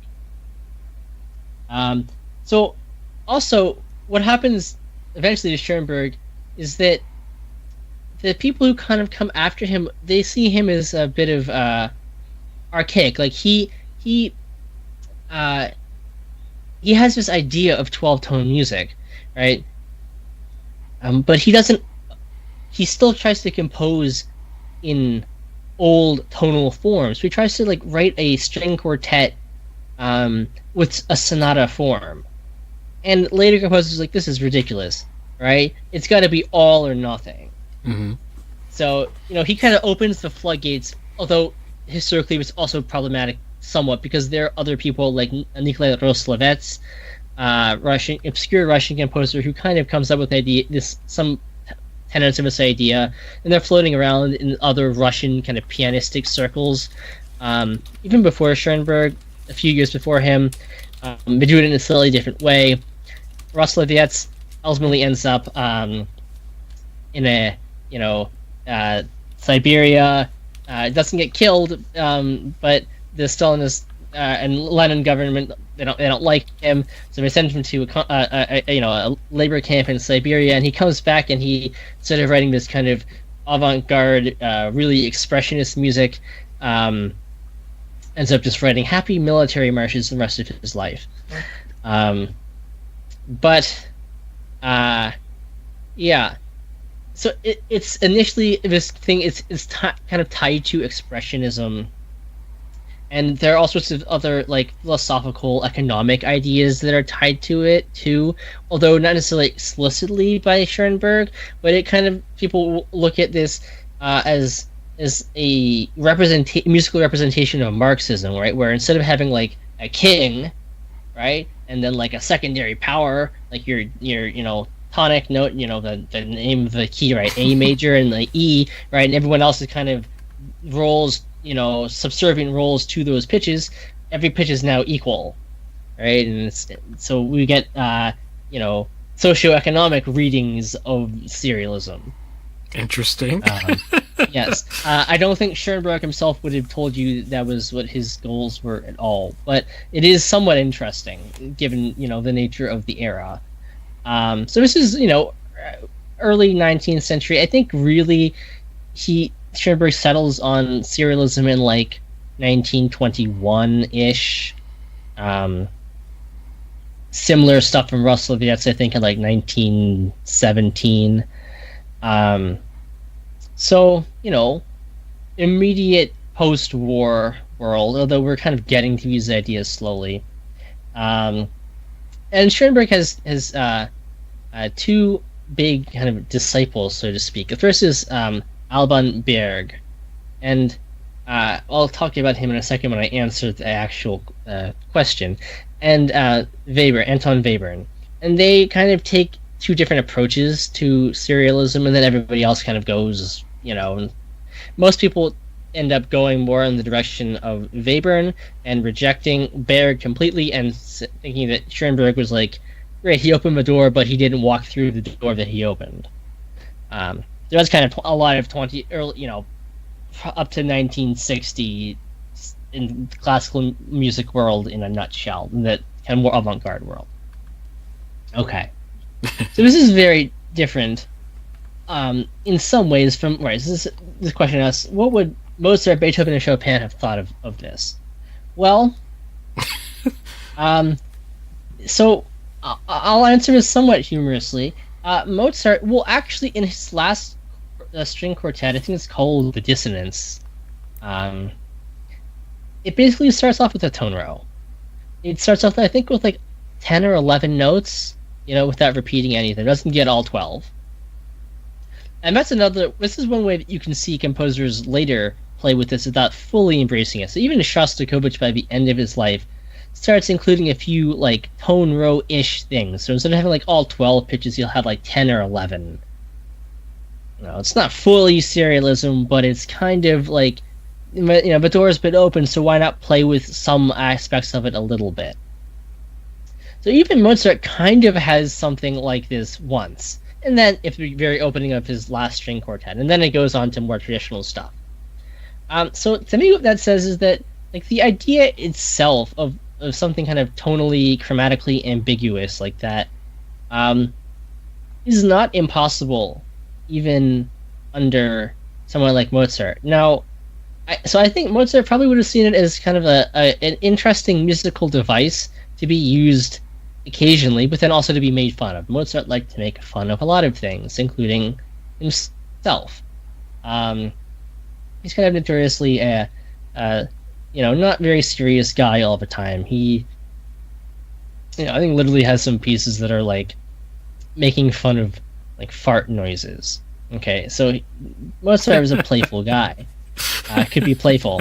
So I feel like Mozart, if he had discovered, just woken up one day and, oh, well, serialism exists, probably would have found some ways to incorporate parts of it and also just to kind of treat it satirically. That's what I would go with. I'd say Beethoven kind of depends on what point in his life we're talking about. Because I think by the end of his life, again, Beethoven is really pushing, harmony in directions that eventually inspire Schoenberg. I think Beethoven might have kind of taken a path towards the end of his life a little bit more like Schoenberg, where he would have tried to push towards serialism, or maybe without going all the way and making everything serial, but maybe just playing a little bit with serialism, but within kind of forms that he liked. And we see that, especially, I look at like the last string quartets and piano sonatas of Beethoven, and also his Ninth Symphony and his Solemn Mass, where he's really like reaching for like really kind of serious stuff about like the human soul and man's place in the cosmos. Really interesting stuff. People don't listen. Well, people listen to late string quartets. I think you got to pair them with the Ninth Symphony, with his last few piano sonatas, and also with his Solemn Mass, which he wrote right before them. And yeah, I feel like he would have kind of kept some of these forms and grounded it, in some sort of like whatever you could say his kind of spiritual searching or something like that is, but and use it as kind of but use serialism, maybe some of it, but kept those forms and and the ways that the form is operating as this form is operating as a means of searching and expression.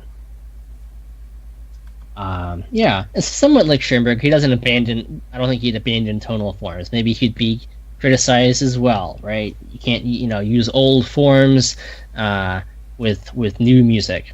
And Chopin, I feel like Chopin would probably also maybe try it, but then I feel like Chopin is maybe the one out of these who'd be least likely to have embraced it. I don't think it quite meshes with his personality. Maybe though, I think someone to look at for our poster, Dull Contract 6848. If obviously it's not necessarily a terribly serious question, but if you're kind of interested in thinking about this, you might look at Alban Berg, the student, one of the two big students of Schoenberg. And what Berg did, he creates tone rows, but he writes them in such a way that they like suggest harmonies, or they are compatible with as groups, with subgroups within the series of 12, compatible with other harmonies, or suggests certain melodic things, right? He's instead of trying to abandon like everything that came before, he is sort of melding them, right? So you can still get like semblances of traditionally melodic things and tonal harmonies, right? Which is something that most people using serialism try to avoid. And like if you look at Berg's Violin Concerto, for example, it's actually, he takes as the beginning of his tone row, the beginning of a piece by Bach, and I can't remember what it was, but something unusually chromatic for Bach. And then he like applies Bach's harmony to it as well. And that might be some interesting way of thinking about this stuff, right? These things are not like, they don't have to be diametrically opposed to each other, tonal music and serialism. There are ways in which they can kind of coexist, despite the fact that most people would have said that they were incompatible and wished to make them incompatible. They are not as inherently incompatible as we are often led to assume that they are. Cool. Yeah. That was a quirky question. Yeah, it's kind of a fun question. Yeah. I just want to read this one because I don't know what your... this is a comment on this thing. It said... Mozart would have composed a piece mocking serialism by including a multi-layered section of chromatic scales played off by off-tuned French horns. Beethoven would have thrown a chair at Schoenberg, and Chopin would try. Okay, what are you trying to say? Would have tried. Yeah. To compose something in the 12-tone system and ended up failing miserably, then he would have gone to his bedroom and cried himself to sleep. Yeah. Well, I'm not sure I necessarily agree with all of that, but there you go. That's another take on it. There you go. All right. Let's do the next one from Kai. I'll copy and paste the text of it. But the context is that this is a question from one of Kai's friends, I believe. I'll just copy paste it into the chat. Hopefully I was supposed to do that. Yes, I think that's fine. I don't think that I doxed anybody. Okay, good. So it says, all right, Dan, educate me. Why is every game jam flooded with composers looking for a project? It seems to basically be a running joke in TTRPG jams, as everyone seems to have a handful of composers show up then get asked, you realize this is for a tabletop game, right? Well, who says you can't have a speaker integrated into your tabletop game? Yeah. I mean, if we're all for making movies more of an interactive experience, I mean, why not include a soundtrack to Monopoly, right? Yeah. I'm saying that somewhat sarcastically, but I mean, also I don't know why you can't. Yeah. So I don't know. Is this a thing that there are a lot of people at tabletop game RPGs? I assume that's what TTRPG is, tabletop role-playing games. I assume so. That's what that means. Are there a lot of? Well, I don't even know. There are tabletop RPG jams, and there are composers who show up at them. Apparently. Well, I didn't know that any of this was a thing. He says it's also a problem at video game ones too. Okay. Well, I think in some ways, if this is true, then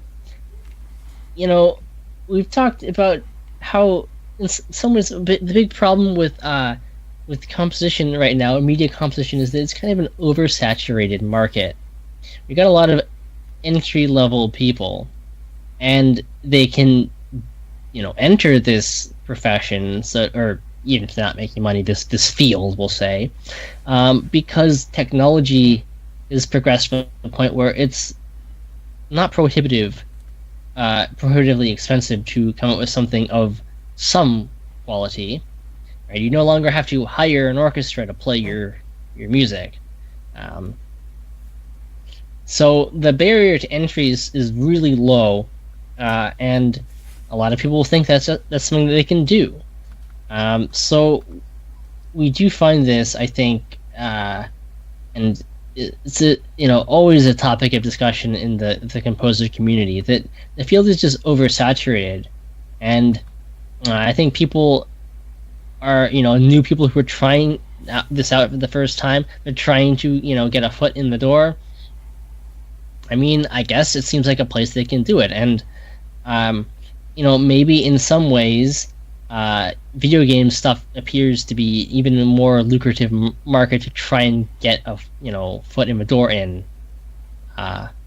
For, than films. And I think that probably is ultimately the way things are going to go. The video game market is ultimately going to be more lucrative than the film and TV, if it's not already. I mean, Yeah. if it's not already that way, I don't really know about sales. So I don't know. I can see this. This is a gathering of young people who are potentially up and coming game developers and who are developing games, and they might be in need of your services. So why not try? I could see that being the attitude some people have. I mean, in some sense, one way that people in the film world, the film composition world, attempt to, meet young directors, where they go to film festivals and say, "Hey, I'm a composer. You just, had this short film that looked really great. Make sure you remember me. Here's my business card," kind of thing. Yeah. And I don't think there are so many video game festivals, right? So this would be, an equivalent sort of entry space to try. So I could see that might motivate some people to try that and show up at these things. Sweet. Yeah, that makes sense to me. Cool. The next one I'll pull is my own, and it is a fun list of someone's list. Actually, you have to click in the article. It's a link post, so you just click the article that you get to in there. It's the second link I put on Discord, Ben, just so you know. And it's from AV Club, titled John Williams's 20 Greatest Film Scores Ranked.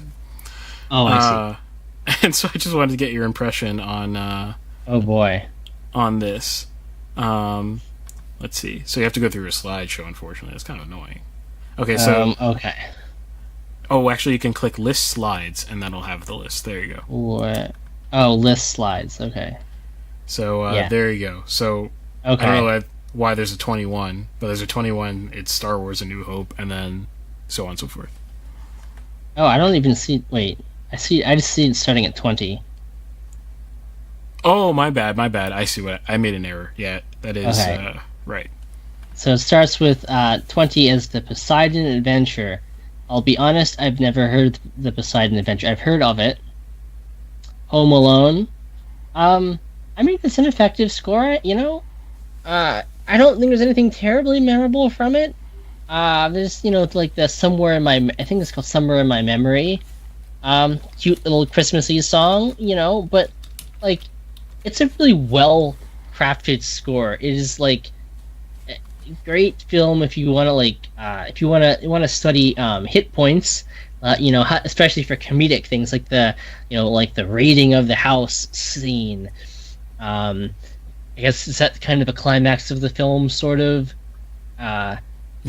Yeah. It's great for musical effects, kind of musical gags mirroring on screen gags. Otherwise, functional. Far and Away, I've never even heard of that, so I can't comment on that. This is a Ron Howard sodden Irish melodrama, it describes it as. I've never even heard of that. Me neither. So, here we go. Saving Private Ryan. I think most people would put it much higher than 17. Yeah. Yeah. Born on the 4th of July.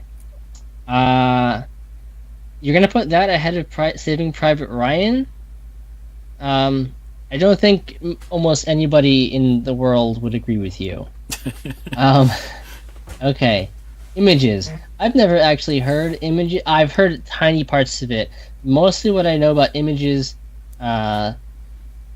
is that it's a lot of the effects in it and the orchestrational stuff that he does are kind of how do I want to describe this? Things that he draws from very heavily on in the first Harry Potter film. Memoirs of a Geisha. Okay. Again, putting that as number 14, I think that might be a little bit low for a lot of people. Yeah. Let's see. Lincoln, maybe a little bit high. I didn't really notice anything terribly interesting in Lincoln, personally. Overrated film, too. I've seen it. Yeah, the score, it's nice, I guess, but it just feels kind of almost a little perfunctory to me. Jurassic Park at number 12, again, that's, Jurassic Park's kind of a classic score. Yeah. Yeah. Very memorable. Yeah. You can say a lot about the franchise, the Jurassic Park films, and where they've gone, but John Williams is not the problem. Although, you can say about several of these franchises, John Williams is not the problem when these franchises go awry. Yeah. Number 11, Harry Potter and Sorcerer's Stone. Really? Number 11? That's not even a top 10? Gosh. I'll come up with some kind of top 10 here after I finish this. But my goodness, it's like one of the most magical scores of all time. What do you? I better not see Hook ahead of, because Hook is also magical, but it is like the exercise number 2. If Images is exercise number 1, Hook is exercise number 2, and inferior in every way to Harry Potter and the Sorcerer's Stone. No, so that's not number 11. You can't get like a more iconic melody than Hedwig's theme. It just, yeah. Okay. Number 10, JFK. I'm not even sure I know the score for that, honestly. I actually remember the score from that, and I didn't know it was John Williams, which explains why I remember the score from it. Interesting. Yeah, it's a documentary, okay. Actually. Yeah. Well, so I don't know. I don't know the music for it. I wouldn't put it above Harry Potter, though. That's kind of insane. Superman. Well, I can see that being in the top 10, maybe. The theme is pretty great. Yeah, okay. E.T. at number 8. I think that's somewhat of a respectable range. E.T. is an incredible score. I mean, we got, so many interesting...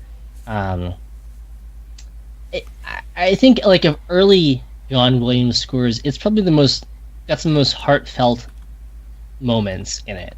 I think, understandably. But also, is the classic John Williams sense of awe and mystery and fantastic score. Empire Strikes Back is number 7. That's wrong. Sorry. Catch Me If You Can in 2002. Do I know any of the music from that? I'm not sure if I do. So we're really wrong. Close Encounters of the Third Kind. Why is that in our top 5?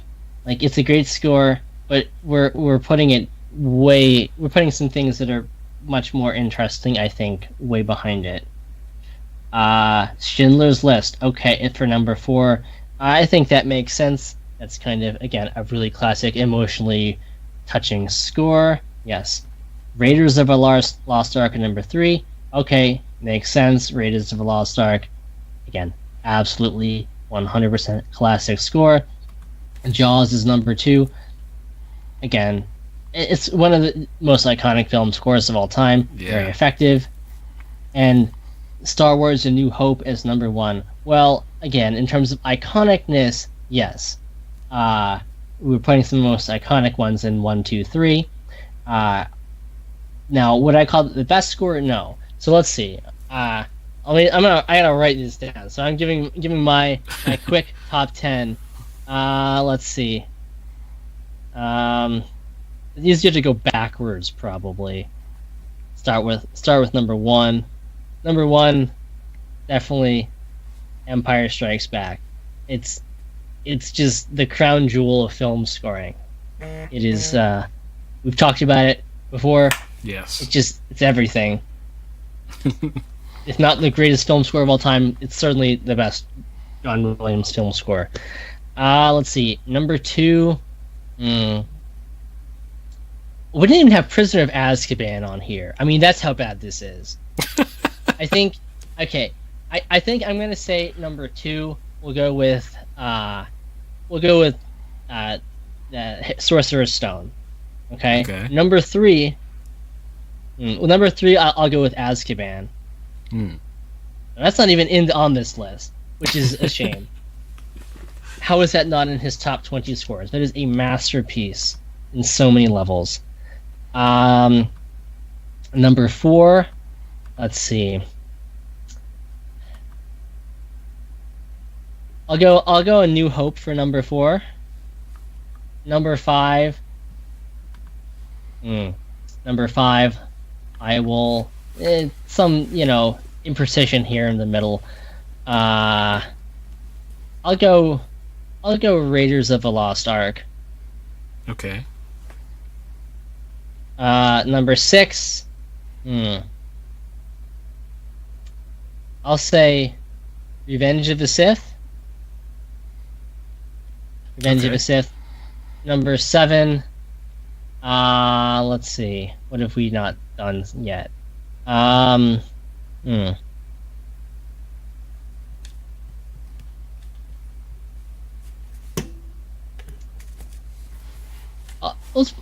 put E.T. there for number 7. E.T. 8 will go Return of the Jedi. Obviously, I like some of these Star Wars films. 9 will go The Phantom Menace. And for 10, we'll go Jurassic Park. Cool. Okay, there we go. Very different. Yes. At least we didn't have Hook on any of these lists. Hook is just I like Hook, but it's not it's kind of nothing. So yeah, there we go. That's my rough top 10. Cool. Alex Egbert says, someone could compose a soundtrack to my Python adventure game if there are so many looking for something to do. I think he's referring to the last question. Yeah. Well, there you go, Ben. If you want to work with Alex. Let's see. The next one I'll pull. Where are we? What haven't we done? Okay, yeah. I have a second one. Yes, let's do that I think one. you have a second one? Mm-hmm. Okay. So let's do your second one next. Okay. A little more serious one. This person says, what do you think characterizes Beethoven's music? This person's been listening to a lot of Beethoven's music, and they've noticed a preference for unusually thick or bass baritone range harmonies, dotted rhythms and melodies, a tendency towards suspensions or double suspensions on strong beats, and in his middle and later works more chromatic harmony, as we mentioned earlier, and specifically a use of diminished chords to pivot between tonalities. Well, I think a lot of things characterize Beethoven's music, but I would say, in general, the thing that stands out most to me throughout most of his compositional life is a focus on smaller fragments, and not really fragments in their whole, but things that don't feel like a complete lyrical melody. I think we talked about this 2 weeks ago. I was talking a little bit about fragmentation and shot and versus lyrical lines in Tchaikovsky. Mm-hmm. Right, smaller little cells of things that he wants to explore in depth, and mostly these things tend to have a rhythmic vitality to them, and the rhythm is almost more important than anything else. So, I mean, this is especially in middle Beethoven. I think rhythm and rhythmic vitality and exploring smaller things. Now, this person notes talking about dotted rhythms, and now something that I could go on about for a while. my paper that I gave in Moscow a couple of years ago with the Third Congress of the Russian Society for Music Theory kind of revolves around this, and it kind of so this Russian Soviet era music theorist and composer Boris Safiev posited that there's this idea of like rhythmic intonations, right? Mm-hmm. Where that rhythm is the most immediate way in which music can respond to the zeitgeist, so to speak, the spirit of the age. So this is his theory, and he points to Beethoven in particular. Now, he points to Beethoven in part because he can't talk about Soviet music, and so I kind of talked about applying it to Shostakovich. But to him, and I really think this is a fascinating theory, Beethoven's music has so many dotted rhythms because to him, and I think we can find some evidence for this historically, he's drawing from popular march rhythms that were often being heard in the streets during the French Revolution. And Beethoven is very concerned with the French Revolution and its implications. Right? He famously dedicates his Third Symphony to Napoleon, thinks Napoleon is going to be the great savior, liberator of humanity from tyrannical government, bring about the Universal Brotherhood, and then Napoleon invades Austria, and he famously takes the dedication pages and tears it in half. So Beethoven very concerned about these ideals of universal brotherhood, and he searched throughout the rest of his life. Right, we get to his Ninth Symphony, and whatever the lyrics of the quote unquote Ode to Joy about, right? All men will become brothers, right? And it's part of his heavenly ideal that he's striving for. So, yeah, very much inspired by the French Revolution and things that are going on around that. And as we note, a lot of these marches, popular marches that people are singing, right, in support of these ideals of universal brotherhood and tearing down the monarchy, use these rhythms, and they work their way into his own music. And you can see this a little bit in other composers as well, but I think Beethoven is probably the composer who kind of absorbs it the most and then makes it a really defining feature of his music, in part because, as I said, I think his music is marked so much by rhythmic vitality and the importance of rhythm over even melodic stuff. Now, again, maybe by the end of his life, it becomes a little bit more lyrical and maybe a little bit less rhythmic, and he's kind of, at this point, gets more into counterpoint, and really, as I said a little while ago, he's really striving for something, searching for something, something very spiritual, right? And we kind of get this, concretely, he expresses it in his solemn mass, this really enormous mass, Catholic mass setting, and then we kind of get in more personal ways in his smaller pieces, right? Of course, the Ninth Symphony, but in his last few string quartets and piano sonatas. And so there, again, it's not so much rhythmic stuff that's important, but in some ways kind of doing unorthodox things and returning to counterpoint and seeing ways that texture and harmony kind of express something that he's struggling to express. And also dances, like the end, the last movement of his last piano sonata, this really beautiful set of variations. He's also very interested in theme and variations in his last works. It's a beautiful set of theme and variations, and these variations increasingly may go from this kind of hymn-like, chorale thing, to essentially jazz, syncopated, almost Scott Joplin-esque kind of stuff. It's really bright, happy dance, and then into some really contemplative and meditative. So, that's kind of my what I hear in Beethoven's music in general. Cool. Cool. Someone I think commented tongue in cheek on the Reddit 1515151451. Yeah. So we do get a lot of that. His endings are always quite emphatic, and especially in the Fifth Symphony, where it's kind of like, five, just two kind of, the classic two chords that end a piece, right? 5 and 1. Talked about that earlier. 5 to 1, and Beethoven just repeats it and repeats it and repeats it, and then we can't possibly extend it anymore. It's definitely the end. Oh no, I'm gonna actually go back and do a little bit repetition and development, and then go back to the end, make it even louder somehow and even longer. Yes, we do get a lot of that, especially in middle Beethoven. Cool. All right, and then we have the very last one, which is from me, and I don't even remember what I put. So let me open it real quick. I think this was like an advice type one. Let's see.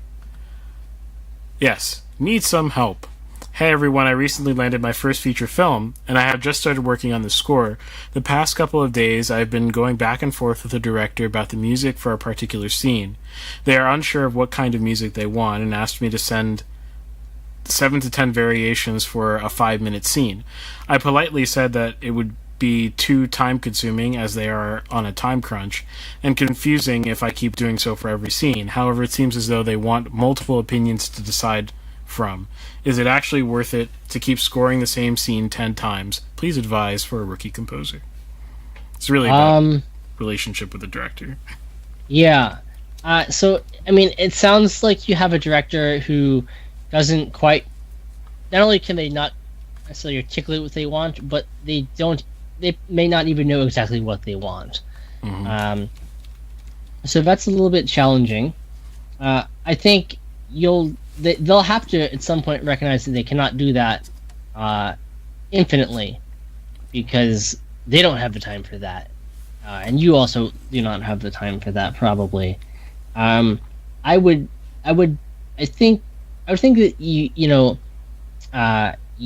the best thing is probably to give them what they want in the moment, but explain to them when you go and ask them for feedback, and they give you what they want, some of your concerns with this process, and try and keep this as honest a dialogue as you can.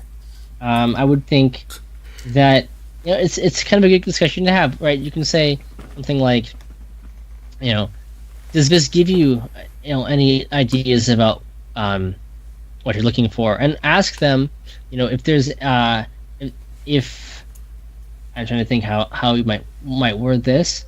You don't want to put it in like. So what I would not do is I would not say, well, would you ask your cinematographer to shoot the scene 7 different ways, of whatever way they can, 7 different ways they can think of, and I'm not going to give you any input until you give it to me, and I'll just tell you which one I like. Although it is true they will probably not do that to their cinematographer. You do not want to put it in that way. That won't go over well. Although it is true.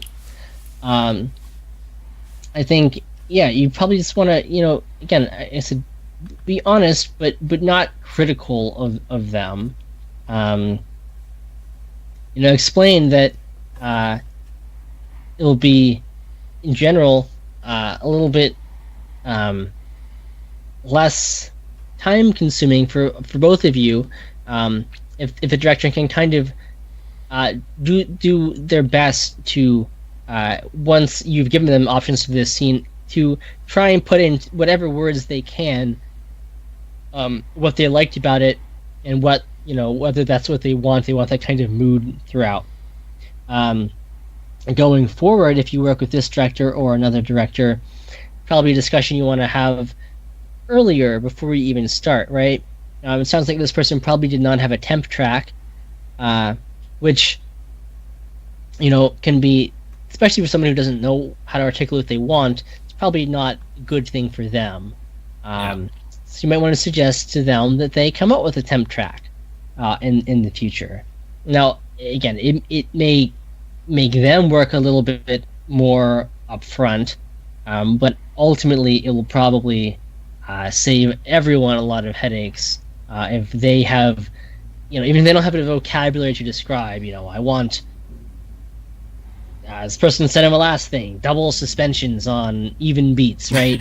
They're not going to give you. They're not going to ask for that, because if they knew that's what they wanted, they would do it themselves. But if they can, give you, the sound that John Williams uses in Hook, don't, if you're going to want Hook, then just use Sorcerer's Stone, but whatever. Say they want something from Hook. Okay. They don't have to necessarily be able to tell you what that means, right? That's not for you to figure out what that means, but they have given you something that resonates with them, and that makes it easier to do that. So ultimately, you probably will be doing lots of different versions of things anyway, no matter what person you're working for different scenes. But you want to have some direction. You don't want to just be doing it blindly and have like 7 completely different things, and it's kind of like throwing darts at a dartboard, right? The director will just, I like that one. You want to kind of have some sense of, when you sit down with the director and watch the film.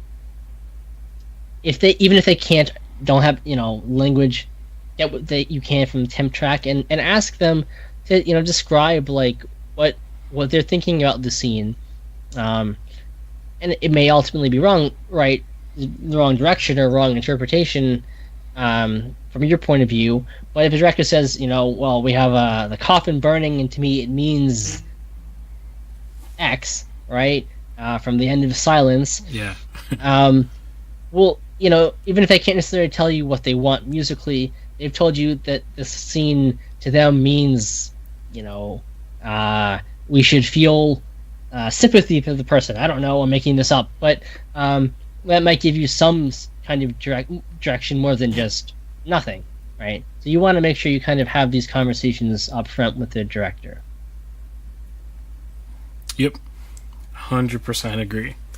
Yeah, and I would suggest do that sooner rather than later, because if the director gets in the habit, of it's probably not good to indulging is not necessarily the right answer. Maybe if it smooths things over for the first time, but you don't want to do it again, because then Yeah, it's interesting to me too that this person is directing a feature film and hasn't quite learned some of the intricacies of working with a composer, which they may not have in their previous short films.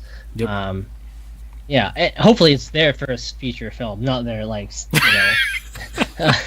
but yeah. So something to work on, I think, too, as a director, right? Think about the sorts of things you're asking your composer to do, and how you can best communicate what you want from them.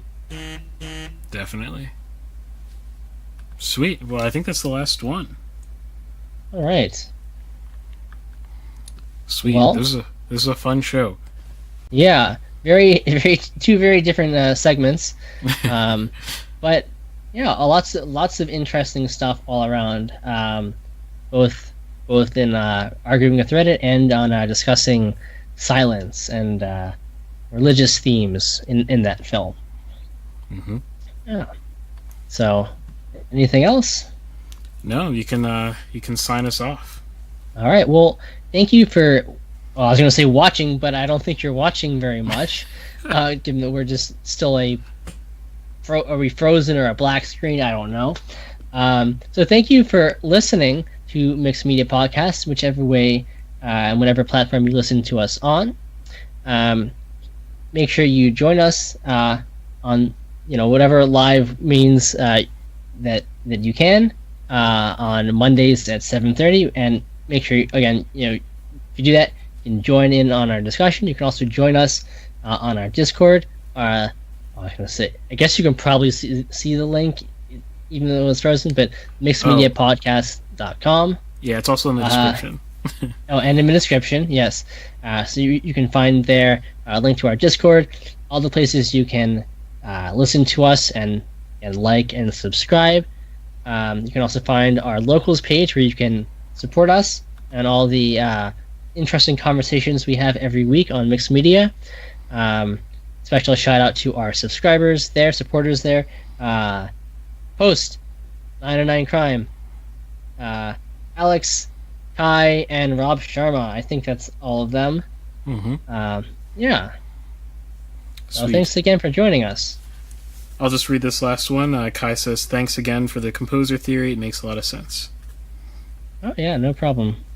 Sweet. All right, we'll see you guys, God willing, next week. Yep, bye. Have a good night. Tell a man no trouble, I don't want beef, man, I just want vibes. Big man like me, no need for the telephone hype. I got too much getting online. One rule, then I'm on site. Wrong move, I bet they gon' ride. No need for the telephone hype, nah. No need for the snoozing. Big whip outside, I'm cruising. Big stick inside, no losing. Better watch out for the snake and Judas is. Don't ask them who this is. I bet they know what I'm moving in. I bet I show it into a dim. How you hate and then lose again? How you hating my vibes? Why you wasting my time? Getting hype on my line. Tell a man I don't want feedback, I just want relax. Brand new whip, two-tone, I need that brand new hit. You know, like lean back, brand new bits I live in. We back, man, you never gon' like us. Get them on sight now, let them on like that way. They know I'm alright, just look at my life, I'm living alright. I'm nice, you know I'm alright. Cause looking like Christ, no need for the hype or fight or telephone vibers. No need for the telephone vibers. I think we're still... I think we might... I think that everything is so broken now. We might still be streaming. I'm not entirely sure. I'll pull it up on YouTube. Because it the mixed media thing that I think in theory is what should be being seen on the stream is just moving. So let's see. Nathan says you are still streaming. Nice. I literally hit the end stream button and it starts working. It starts working and then I don't even know how to end this. I'm not even lying. I have no clue how to end this. You just close everything with that I think so. I hope so. Let me go to... Oh yeah, it is still streaming, yeah. The post-show Yeah, just party. try closing everything. Well, in that case, I will hop off so that... Okay, cool. I'll right, see you later then. Yeah, have a good night. Good night. I think I can stop it on Restream. Let's see here.